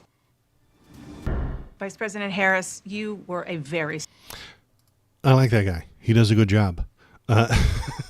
The number one reason, the best argument I could make for voting for Kamala. Are you ready? Tim Walz will be her vice president. He's fantastic. He's actually got progressive ideas. He's actually closest to being a leftist. Joe Biden's body double? Well, maybe. He's fantastic. He's further left than Kamala. He's further left than Joe. He's further left, maybe not as far as Bernie, but he's closer to Bernie than anybody has ever been. Do you like Bernie Sanders? you'll love Tim Walz. It's my best argument for voting for Kamala, because you know what happens after somebody wins the election? Their vice president runs a few years later. Do you remember the vice president for Ronald Reagan? It was George H.W. Bush, who ran later. Do you remember the vice president for Bill Clinton? That was Al Gore, who ran for president later. Do you remember the who else? Vice president for Barack Obama? That was Joe Biden. He ran and won later. It's very common for the vice presidents to run as president, and I would love Tim Walz to be the president. I really would. He's higher on my list than Kamala is. He really is. But he can't do that yet until the people get to know him and recognize that he is an important thing, and then they have a great time with him over the next 8 years. I think that's what's going to happen. Kamala wins. Tim Walz, why did she bring him to this interview? Because people like him. That's why he's there. That's why he's sitting next to her, because the numbers and the people and the excitement and the Twitters and the Facebooks and all the social medias love him, and they are going nuts for him. So she brought him to give her a boost. He is going to give her a boost in the general election. He is going to give her a boost over the next 8 years, and then he will run and he will win, and we will have a leftist, a more left-leaning person involved, and it'll be great. Bernie's your daddy. There you go. See, exactly. So you're going to like this Tim Walz guy. Vice President Obama 2024. You think Kamala will win? Absolutely. She is in the lead right now. The people are excited about her. They're pushing stuff. They're talking about how great she is. The positivity is there. Is this a low energy interview? Sure.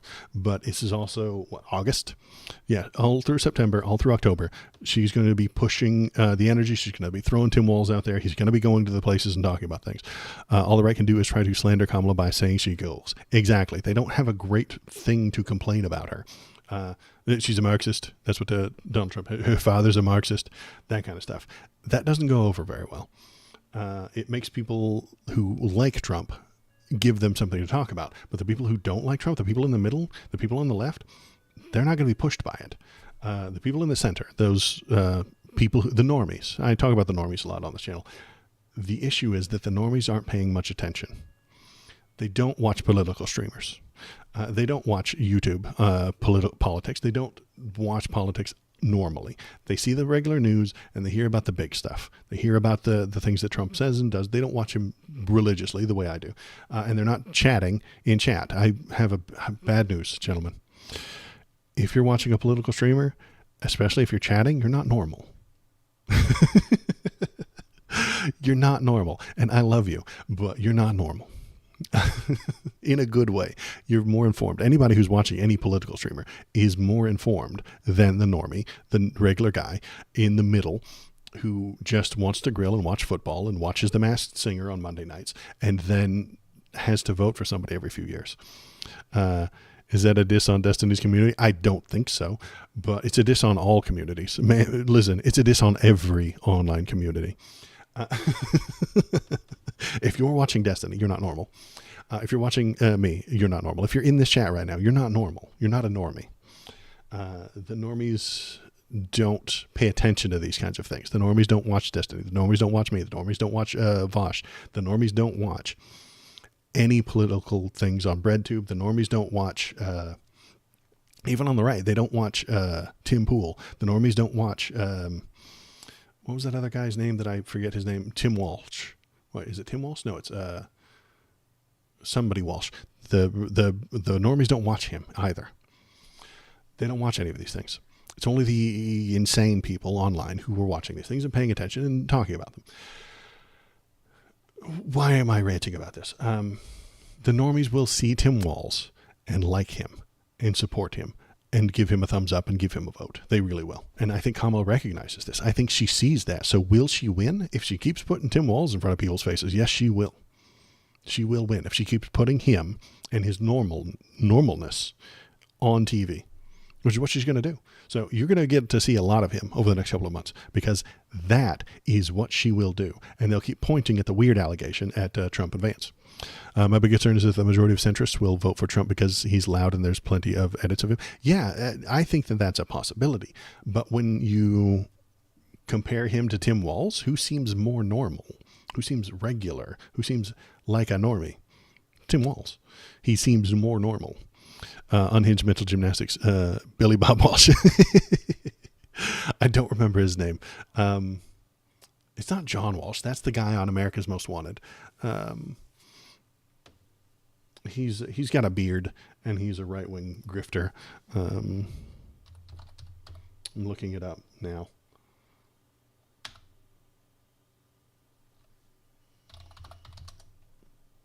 Matt Walsh. There it is. There we go. All right, that's who I was talking about. But what is a woman? That's the only important question. Well, there's a lot of important questions. That's not one of them. That makes the Republicans lose. When they start freaking out about that kind of stuff, they seem weird. That's a weird question to ask people. And your Matt Walshes, your Tim Pools, your hard right grifters are absolutely asking that question, and it makes them seem crazy. And then the normies run from it. They avoid that crap. And I think there was no mention of transness in that Kamala interview. It didn't even come up because that's not what the people are interested in.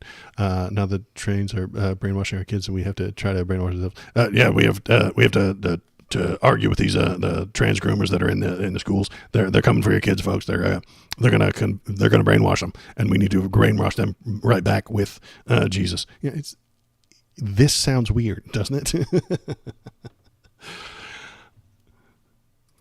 So yeah, absolutely right. That is schizophrenic. You're right. Let's continue with this. What are we talking about? Part 3. Let's keep going. Staunch defender of President Biden's capacity to serve another 4 years. Right after the debate, you insisted that President Biden is extraordinarily strong. Given where we are now, do you have any regrets about what you told the American people? Would you like to step into this trap Donald Trump set for you? No, not at all. Not at all. I have served with President Biden for almost 4 years now, and I'll tell you, it's one of the greatest honors of my career, truly. He cares so deeply about the American people. He is so smart and loyal to the American people.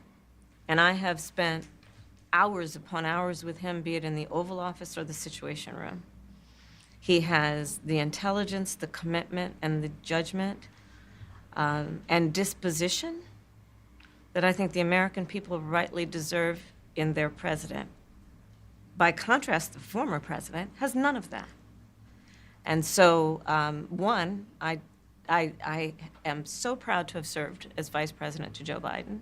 And two, I am so proud to be running with Tim Walz for president of the United States and to bring America what I believe the American people deserve, which is a new way forward, and turn the page on the last decade of what I believe has been contrary to where the spirit of our country really lies. But the last decade, of course, the last 3.5 years has been part of your administration. I'm talking about an era that started about a decade ago. An era that started a decade ago of Trumpism.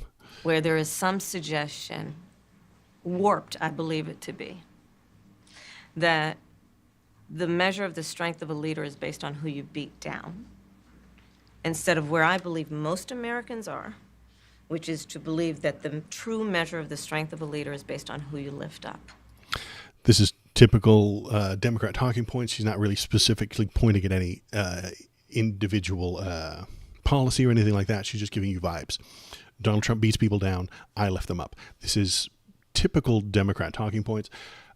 Does it mean anything? Probably not. It's just kind of an attitude and a vibe thing, which I think is fine. Donald Trump does spread fear vibes, anger vibes. You should the immigrants are coming to take your jobs. You won't have a country left if I don't win. It'll be a bloodbath, folks. If I don't win this next election, entire Marxism is going to take over, and they're going to force you to become a Marxist, and they're going to force you to gay marry, and the transes are going to take over the entire school system, and they'll teach your kid to be trans, and then they'll pee in litter boxes. Like, he spreads vibes all day long, but you have to kind of counter that with the other vibes, positivity. Donald Trump is uniquely negative. I think anybody, and I don't even think anybody can argue that fact. He is negative. Very, very, very, very negative. The bad things are going to happen. The danger's going to come to you. Here's the danger. It's coming for you. It's going to get you. You're going to be harmed. If the other team wins, you will lose. You will be harmed. You will be severely worse off than you are now.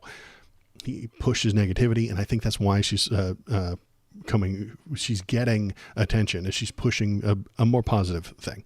I do believe locking up our borders is necessary. I will argue that with you. Trump's like a fat kid at the chocolate factory jumping in the chocolate river. Sure. I think so. Maybe the negativity river. Let's keep going. There's only 5 minutes left. That's what's at stake as much as any other detail that we could discuss in this election. Because we haven't had a chance to talk, I'm just curious, staying on President Biden, when he called you and said he was pulling out of the race, what was that like? And did he offer to endorse you right away, or did you ask for it? It was a Sunday, so here, I'll give you a little too much information. Go for it. There's no such thing, Madam Vice President. My family was staying with us, and including my baby nieces, and we had just had pancakes and, Auntie, can I have more bacon? Yes, I'll make you more bacon. And then we were sitting down to do a puzzle. And the phone rang, and it was Joe Biden. And he told me what he had decided to do. And I asked him, "Are you sure?" And he said yes. And that's how I learned about it. And what about the endorsement? Did you ask for it? He was very clear that he was going to support me. So when he called to tell you, he said, "I'm pulling out of the race and I'm going to support you." Well, my first thought was not about me, to be honest with you. My first thought was about him, to be honest. I think history is going to show a number of things about Joe Biden's presidency. You turned a freaking frog game. Proud of you. I appreciate the follow. Every time I get a follower, it turns a frog game. I hope you're proud of yourself. I'm proud of you. Good job. Coolioso. There we go. You turned a frog game. You just turned a frog game. Hope you're proud of yourself. Happy with what you've done, the choices you've made, because I'm proud of you. I think the rest of this is just junk. Okay, so the rest of this isn't much. So we'll end it there. The question about Joe Biden is a good question. Like, she told us he was strong. She told us he was fair and smart and totally on the ball. We knew that that wasn't true, but that's what she has to say. Vice presidents back up their president, whether they really feel it or not. It's part of part of being a team is you carry the weakest player, and then you talk about how great they are. Did you ever watch the movie Rudy? It's very exciting. What I'm saying is, President Biden was the Rudy of the White House, sure. And that's acceptable. I'm glad he dropped out. It's very good. You're here for the positivititties. I know, positivititties, very nice. I need an emote for positivititties, KBP. The drug epidemic is horrible, and while I agree it's a two-faced issue, limiting the supply by locking the border is a good idea. No. The majority of the fentanyl that's coming in isn't being brought by immigrants. It's being brought by Americans for money. The American citizens go to Mexico, get those drugs, get paid to carry them across. Then they bring them across because they're legal. They're allowed to cross that border. Then they come over here and they sell them to someone for money. So the vast majority of that stuff isn't coming from the immigrants. It's not the poor people who are being searched and searched for. How could they bring drugs? One, they're not allowed to be here. There is an entire border patrolling for them. And then when they do get stopped, they get searched. You know who doesn't get searched? The white college kid who's going to Tijuana for a couple of beers. He doesn't get searched quite as thoroughly as the immigrants do. Baby nieces, everyone knows Democrats only abort babies. That's true. How could you have, how can Kamala have any nieces that they don't have children, they only abort babies? It's true. It's a good point. You know what they said? Fentanyl is just as deadly as hemp. Fentanyl is as deadly as hemp. They're both addictive in their own way. So let's continue talking about the news. If you are watching, if you're paying attention, feel free to hop into the Discord. Tell me what you're thinking. Go there. You can leave links in the public stream links channel there. Tell me what to talk about, and the next time I do a stream, I'll bring it up and we'll look at it and we'll all feel it out together. If you have something that you think is very important and the people need to hear about it, some sort of a important news item, go on in there, drop a link. I'll bring it up on screen. We can take a look at it together. It'll be fun. If you want to watch all the old videos that I have made about individual subjects, you can go to the YouTube link right there. Watch, because I take all of these live streams, pare them down, trim them down, edit them, turn them into individual videos, and then I put those up on the YouTube as well. And you can go there and see what I'm thinking about any certain thing. You can go there, you can smash the subscribe button, you can fondle the bell button, you can break the thumbs up, and you can go into the chat section, but bring a knife. It's a dangerous place. YouTube chat, I don't know if you've ever been there, it's dangerous. Don't go unarmed. And that is my stuff. Trump said that he gets elected, he will invent cat girls to give all Republicans foot jobs. Not a terrible plan. I mean, every dollar we waste on this drug war is a dollar we're not spending on creating cat girls for domestic ownership. I agree. This is a far more important thing that we could be discussing and planning and getting ahead of. I'm not so much for the foot jobs now. That's not my thing. What else is happening in the news today? Did you guys see this? The Brazil starts blocking social media platforms X amid dispute with Elon Musk. What do you guys think about this one? The country of Brazil. It is a country. You don't have to like it, but it is a country. It has rules. It has laws. It has borders. It has currency. It has a population. It is a country. They have decided that the X, formerly known as Twitter, that's their full name. You have to say the whole thing. It's like a Tribe Called Quest. You have to say the whole thing. X, formerly Twitter, is not doing a good job preventing misinformation. They don't have quite as strong a First Amendment free speech clause as we do in America. So they are suggesting, the courts within Brazil have suggested that the company X, the formerly Twitter, needs to crack down and prevent people from spreading misinformation, or else they cannot function within Brazil. Elon Musk is an idiot and doesn't comprehend what that means. He doesn't understand how it works, and he doesn't understand that there are other countries with other rules. And he's a free speech absolutist, so he says to shut it down. And then he starts talking trash about this guy and creating AI images of this guy as Voldemort. It's a whole thing.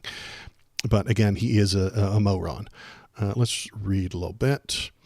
Brazil started blocking Elon Musk's social media platform, X, early Saturday, making it largely inaccessible on both web and through the mobile apps after the billionaire refused to name legal representative to the country. He used to have a legal representative there, but then he removed them because he didn't want this judge coming after that legal representative. That's kind of dumb, but whatever. The move escalates a months-long feud between Musk and Brazilian Supreme Court justice over free speech, far-right accounts, and misinformation. To block X, Brazil's telecommunications regulator, Anatel, told internet service providers to suspend users' access to the social media platform.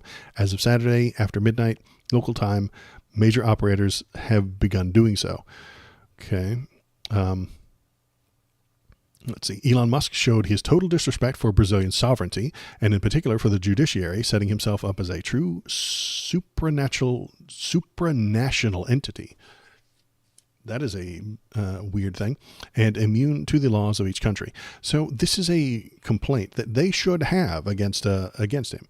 They should be complaining that he isn't following the laws of their country. If Elon wants Twitter to be the actual global standard, he needs to follow the laws within the country. I think that is actually a conservative argument to make. Elon claims to be a Republican now. Republicans like states' rights. They like the idea of people being in charge of their own laws. This is a Republican talking point. States' rights. The state of Tennessee gets to determine its rules rather than the federal government. Okay, well, shouldn't that apply to Brazil when it comes to X, when it comes to Twitter and misinformation? If the state of Brazil suggests that the things that are happening on Twitter are not acceptable, are not within their lines for what they want their laws to be, then Elon either gets on board with their laws or he doesn't get to provide them this service. Simple. Sounds downright conservative, if you ask me. But he doesn't like it, because conservatism to Elon Musk means he gets to do what he wants, and if you don't like it, you are being anti-free speech. It doesn't matter what the laws or the rules are. Elon gets what he wants, or else you're unconstitutional. It's a very similar thing to Donald Trump. Donald Trump has never broken the law, according to Donald Trump. It's the law that's wrong. And when Donald Trump does it, it's not illegal, you see. That's very simple conservative understanding of the law. They don't actually respect the law. They just respect what they agree with. Republican more like freedom. Also, Republicans less freedom if you don't agree. Yeah, exactly. To a Republican, the word freedom means a middle-class family with a traditional wife and a white picket fence in the suburbs. That's freedom. And any choice that you make that doesn't lead you towards the trad wife, middle-class house in the suburbs with a white picket fence, you're doing freedom wrong. You're making some sort of mistake. You've been tricked by the wokeists, by the cat ladies on the left, that you don't have to have those things. So it's very weird. I don't think they know what the word freedom means. They want to ban the most dangerous drug in the world, weed. Yeah, exactly. Good people don't do weed, as according to what was that guy? That little Keebler elf's name? He worked for Donald Trump. He was the Attorney General. I think his name was Sessions. Jeff Sessions said that a long time ago. Good people don't do marijuana, and that's his view. That's why you can't have the freedom to do it, because it's not a thing that good people do. So we shouldn't make it legal. The right isn't filled with humanitarians. It's filled with self-centered capitalists. Exactly. Good point, Sewells. I think that's a very well said. They don't care about your humanity. They don't care about your rights. They don't care about your freedoms. They don't care that you don't want to live in a traditional marriage in the suburbs. No. They don't care about that. They think that that's the best way for humans to prosper. So that's what they push. So that's what they incentivize. And anybody who is breaking from that mold is a deviant of some sort of subversion of freedom. If you tell them that you want to be a gay trans person in the middle of a city, you're subverting freedom there, aren't you? According to them. The counter argument from the right is that the left is making demands and lessening freedom. Well, that's because they think freedom is, like I said, a house in the suburbs. And if you give people the ability to live in an apartment and be gay in the city, you're harming their freedom of moving to the suburbs and starting a family. That's the only freedom they care about. And I think you can see that with J.D. Vance when he talks about the childless cat ladies, the people who are miserable because they're pushing for gender equality and all those things. It's because he thinks the end point for all humanity is living in the suburbs within a heterosexual marriage and having 2.5 kids, going to school, and grilling on Saturdays. He thinks that is the end point, the goal, the state that all humanity ought to be striving towards. And if you're not striving towards that, you're some sort of deviant, you're some sort of a derelict, bad person, or degenerate, if you're not striving towards those goals. Because he's determined these are the best goals. He knows what's best for you, and it's that. Jeff Sessions, literally God and Santa, he determines who is naughty and nice. Yeah, exactly. This works for me, so it must be for thee. Yeah, exactly. He thinks this is what he would prefer. And if you don't prefer that, your brain is broken somehow. What would cause someone to not want to be a middle-class person in the suburbs? What kind of brain disease must they have to choose a different life than what is best, what I've determined, what I think is best? this is their thought process. I've been watching the thought processes for a very long time, and this is the conclusion that I have come to. They don't understand human freedom. Right-leaning people ruin the word degenerate. Yeah, I know. It did start back in World War II with the good old Nazis. They used the word degenerate to describe things that they didn't like, they didn't prefer. They also ruin the word truth. Yeah, they ruin a lot of words. It's a definitional issue that we definitely run into a lot of times, is that they have weird definitions for things like that. Freedom means you have to push for the middle class life. Law and order means black people are put in jail. That's what they mean when they say law and order. Black people are not allowed to act certain ways. That's what I get from them when they discuss law and order. Donald Trump breaks the law, and that's fine. He's a rich white Republican. He's allowed to do that. That's fine.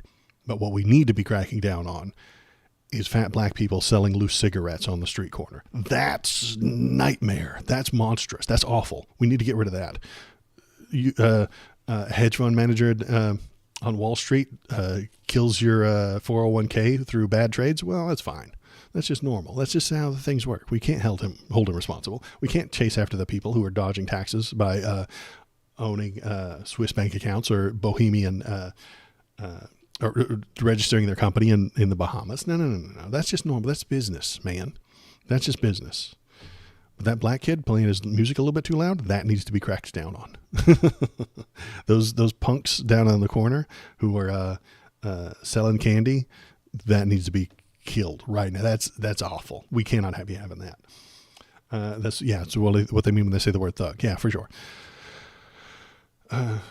But they have to change those dog whistles up every now and then. I don't even think they say the word urban or thug anymore. It's just law and order, or I don't know what their current thing is. Maybe I need to check in on the right-wing people again before I move on to the next stream.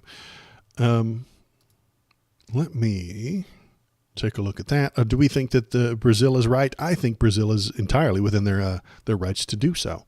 If Brazil says you're breaking our law, they should be allowed to prevent you from continuing to operate within their country. That makes sense to me. If X, formerly Twitter, were breaking the law of Tennessee, and Tennessee passed a law that you can't do this misinformation stuff online, then they would block it. I think that's fine. Twitter gets itchy. It gets difficult because you start getting into the freedom of speech, which is complicated, which is why I don't think that we should be having a private company give people the freedom of speech. It shouldn't be a private company that's run for ad dollars. Elon Musk is profiting off of people expressing themselves and practicing their freedom of speech, not providing them with a product. He has provided them with a platform that he says gives you freedom of speech, and a lot of people do have freedom because of it. That shouldn't be done by a private company for profit. I don't like that idea. I would call for a public version of Twitter. The servers get spun up by the government, and if it's and the only way, and you have to use your real name, and the only way you can chat on there is through your real name, then it's actually under free speech laws. We have free speech laws. What are you allowed to say? What are you not allowed to say? There are laws already within America that describe what your free speech rules are. You're not allowed to threaten people. You're not allowed to point at someone and say, I'm going to kill you. That is not an acceptable use of your free speech. You're not supposed to yell fire at a crowded theater because of all the people that are harmed because of it. You could be held responsible for that. That makes sense. We have laws involved with that. So I would say that if you really do want free speech, create your own app. The government should create its own app and then hands off of it. It's sort of like we do with PBS. PBS and the PBS News. There's PBS News that is not controlled by the government. Alex Jones will tell you that PBS is absolutely controlled by Barack Hussein Obama and George Soros. It's not true. The PBS is an independent news organization. It's awfully boring. That's why I don't bring up the links often. They just report facts. That's it. And I think that the government could take the PBS model and expand that to cell phones, to a type of app where you could post under your real human legal name. And that's the only thing you're allowed to post. I think that would give you free speech while avoiding the ads and the stuff that Elon pushes. I wouldn't kill or make it illegal to run X. You can still have both. You can have both on your phone. You can have the free speech public square kind of app, and you could have Twitter too. And you could keep your name on Twitter. Mine is capital X, lowercase x, Vegeta Sephiroth, lowercase x, capital X. That's my Twitter handle. You could keep that, but I would also then have to, when I go to the public one, the one that's run by the government, it would have to be under my real name, which isn't actually Vegeta Sephiroth. Trump's supposed to make it more safe, and all the little girls selling lemonade are actually flipping fentanyl. That's true. What about the people outside the U.S.? They can have their own. We, in the United States, would just set up this thing for American citizens. That's it. If you have a Social Security card, you get one of these things. If you're an American citizen, you're allowed on this platform. If you're not, become an American citizen. That's it. That's fine. If you're not, you can still look at it, but you can't post. You have to have an acceptable, I would say, government ID to post on this thing. PBS just pushes the LGBTQ agenda. They're pushing the gay agenda. They're trying to send kids to the Bohemian Grove. PFS, Public Forum Service. Yeah, something along those lines. PFS. Just like PBS, but Public Forum Service. That's it. And it would have your real name, and you would go on there and you could post whatever you want as long as it's legal. You could block anybody you want. That's also acceptable. Your uncle with the red hat, you could just block him. That's acceptable. He can go on there every day and post about people and things and stuff like that. And I would probably just not allow. I would allow links probably, but not like actual photos, just so you can avoid all the sexy time and all the big titty girls and all that fun stuff.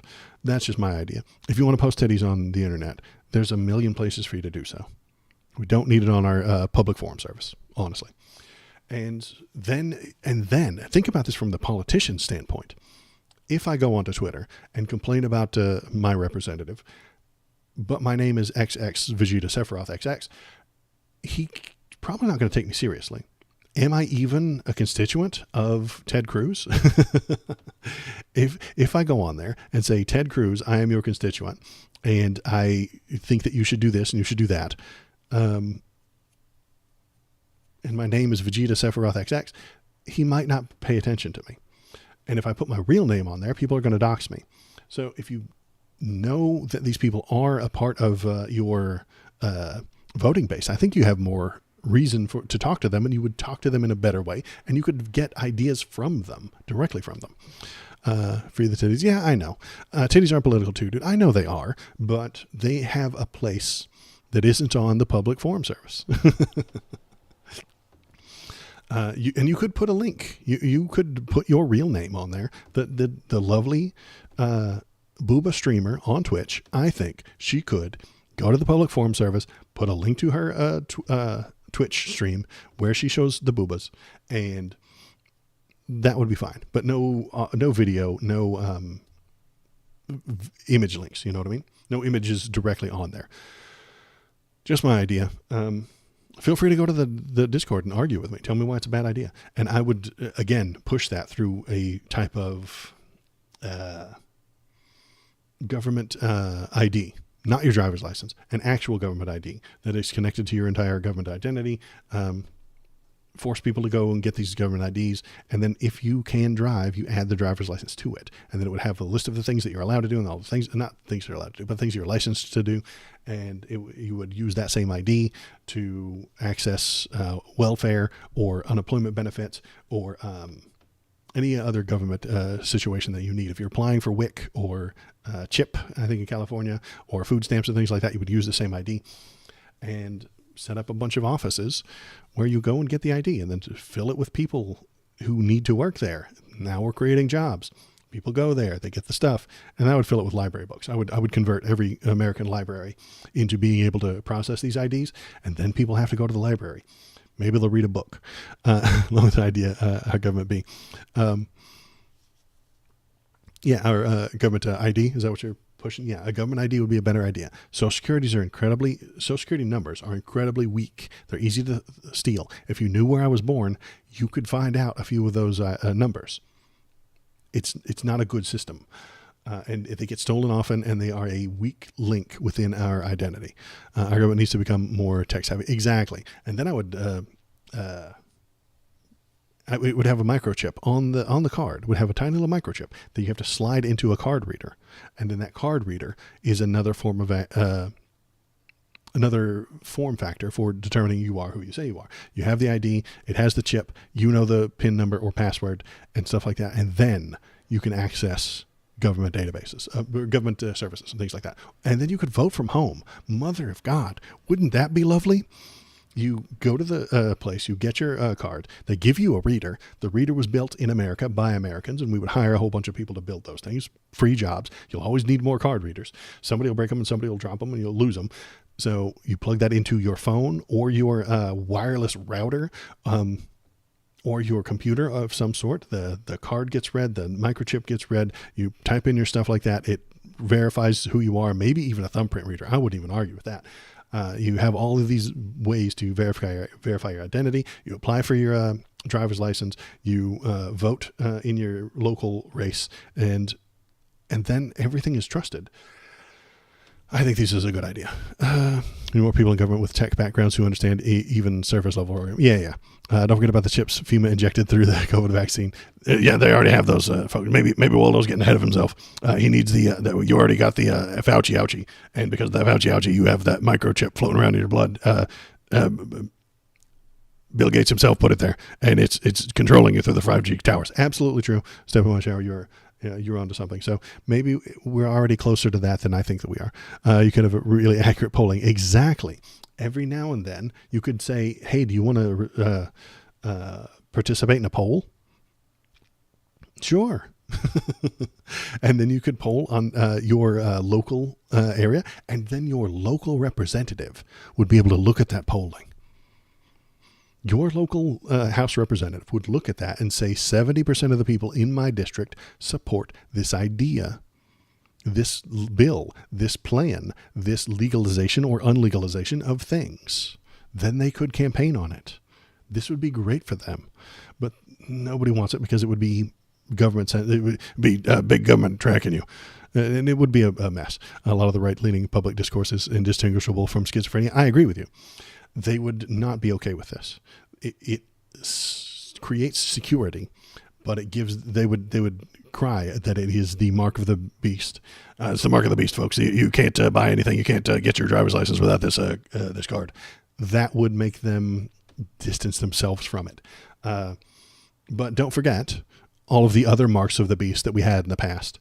Obama was going to be the Antichrist. That didn't turn out.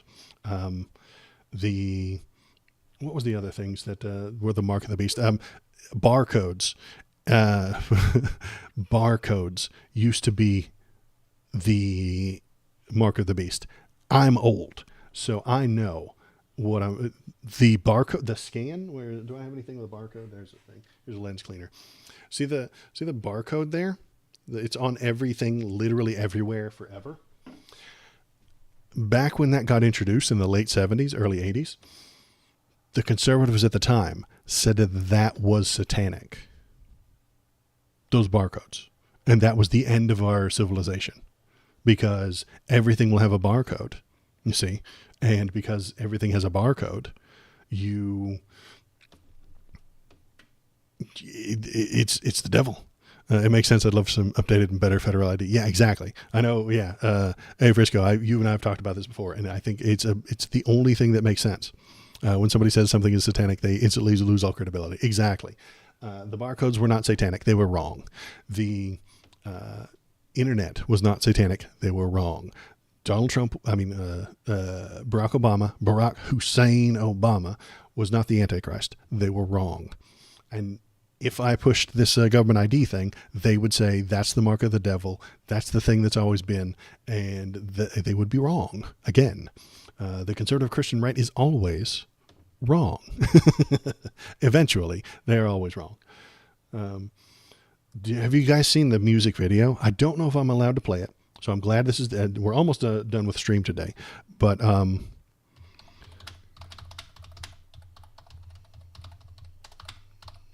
there is Kathy Don't Go to the Supermarket, 1985. Have you guys seen this thing? If you have not seen it, I will show it to you. And it is insane. They made an entire music video about how the barcodes are satanic and you should abandon, not use them, and go live out in the woods. So I'm not even kidding with you. If you guys are, I don't know how old you guys are, but I'm old enough to have seen this. I still don't understand how numerology found its way into the organized religion 666. Where does that even come from? I think, if I remember correctly, I was reading about the number 666. That meant Nero, the ruler of Rome at the time it was written. There's a guy who was in charge of Rome. They're just complaining about their current version of Donald Trump, and they couldn't say it or else they would be in trouble. So this is a dog whistle. The 666 is a dog whistle for Nero. They weren't allowed to write, hey, this Nero guy sucks. They had to fancy it up and say our society is going to be destroyed by the number of the beast and the number of the beast is 666. That equaled Nero. Then you put it together and be like, I hate this Nero guy. Shake It Off by Taylor Swift is shaking off God and worshiping the evil. It's true. Shake It Off is pushed by the devil worshippers so that you can shake off your ties to Christ himself, the Redeemer. Okay, let me paste this, and we're going to watch some high-tier, old-school insanity. All right, here we go. Are you ready? It's kind of a bop. It's kind of a jam. I might get booted for playing this because it is music. Let's hope that doesn't happen. But if it does, you owe me a like in YouTube chat. Hey guys and gals, get hip with a new craze. Register today for your very own personal 666 barcode implant. No more need to carry cash or credit cards. The price of the goods you buy is now automatically subtracted from your bank account by the computer terminal at the checkout stand. It's fast. It's easy.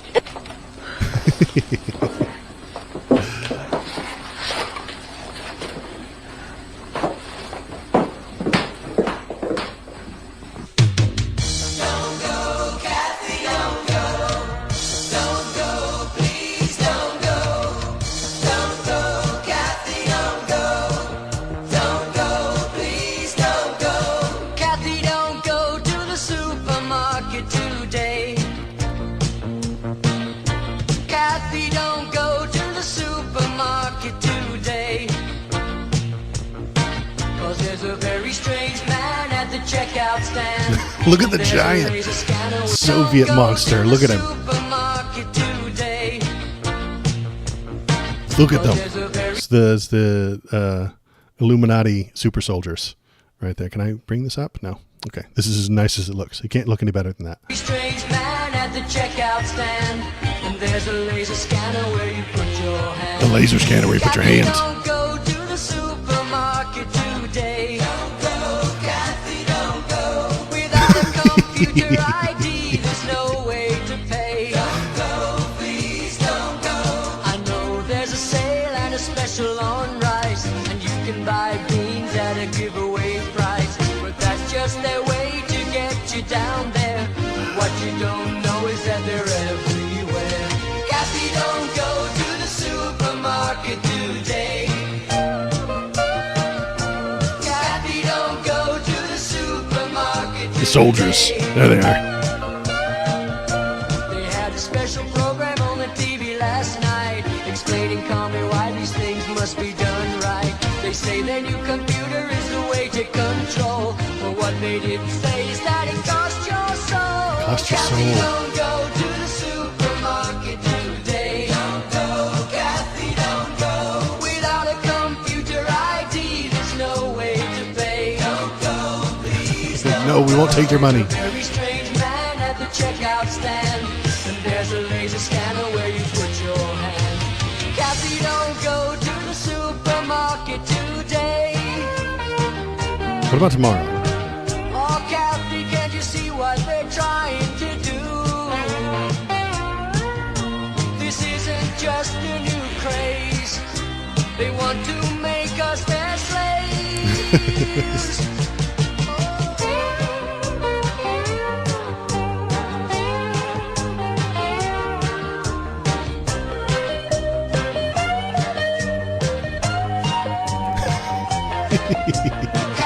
don't go to the supermarket. Don't worry, a man will come and save her. Kathy, don't go. Kathy, let's leave while there's still time to get away. Honey, don't worry, just take my hand. We can make it even if we have to live off the land. Kathy, don't go to the supermarket today. Running away from Kathy, don't everything go to the supermarket to live in the woods. Kathy, don't go. Get your supplies quickly. Kathy, don't Meet your friends. Go live in the woods. And then we'll be happy.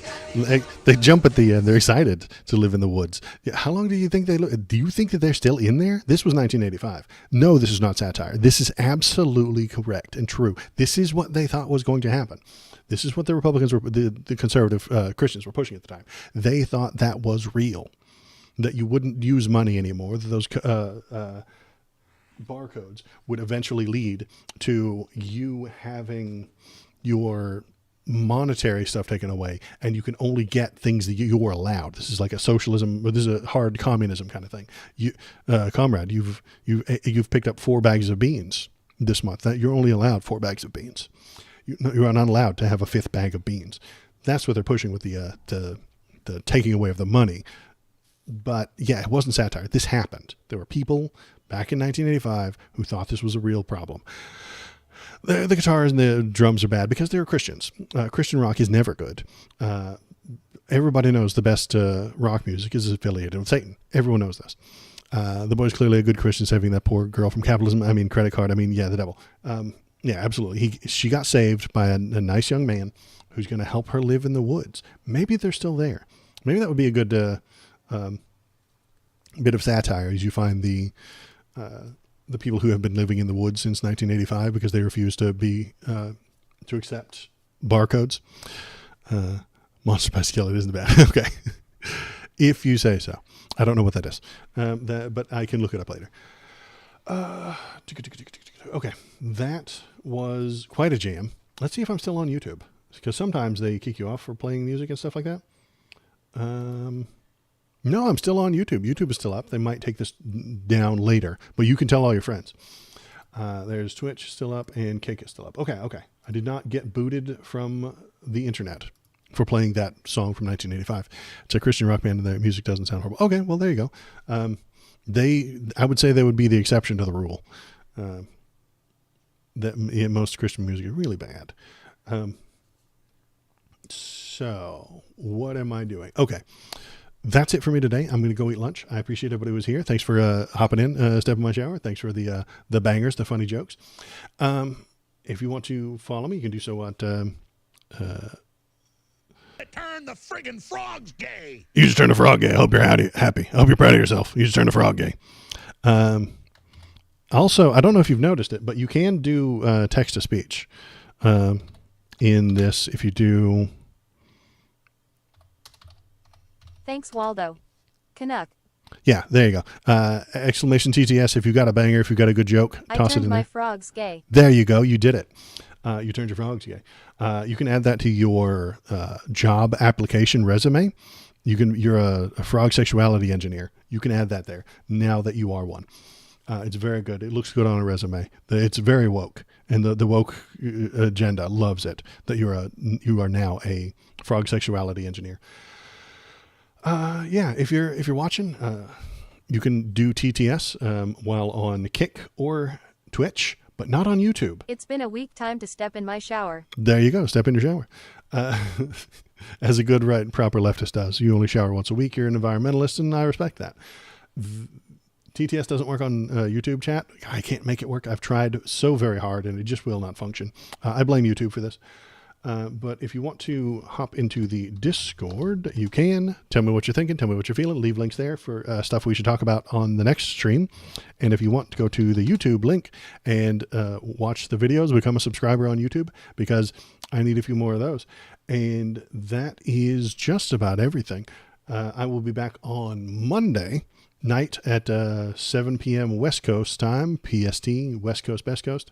And I'll read some more headlines. We'll see if anything is going on. And if you've got anything to talk about, hit me up. That'll be my next stream, Monday night at 7 p.m. PST. And that's it for me today. I appreciate everybody who's here. Thank you.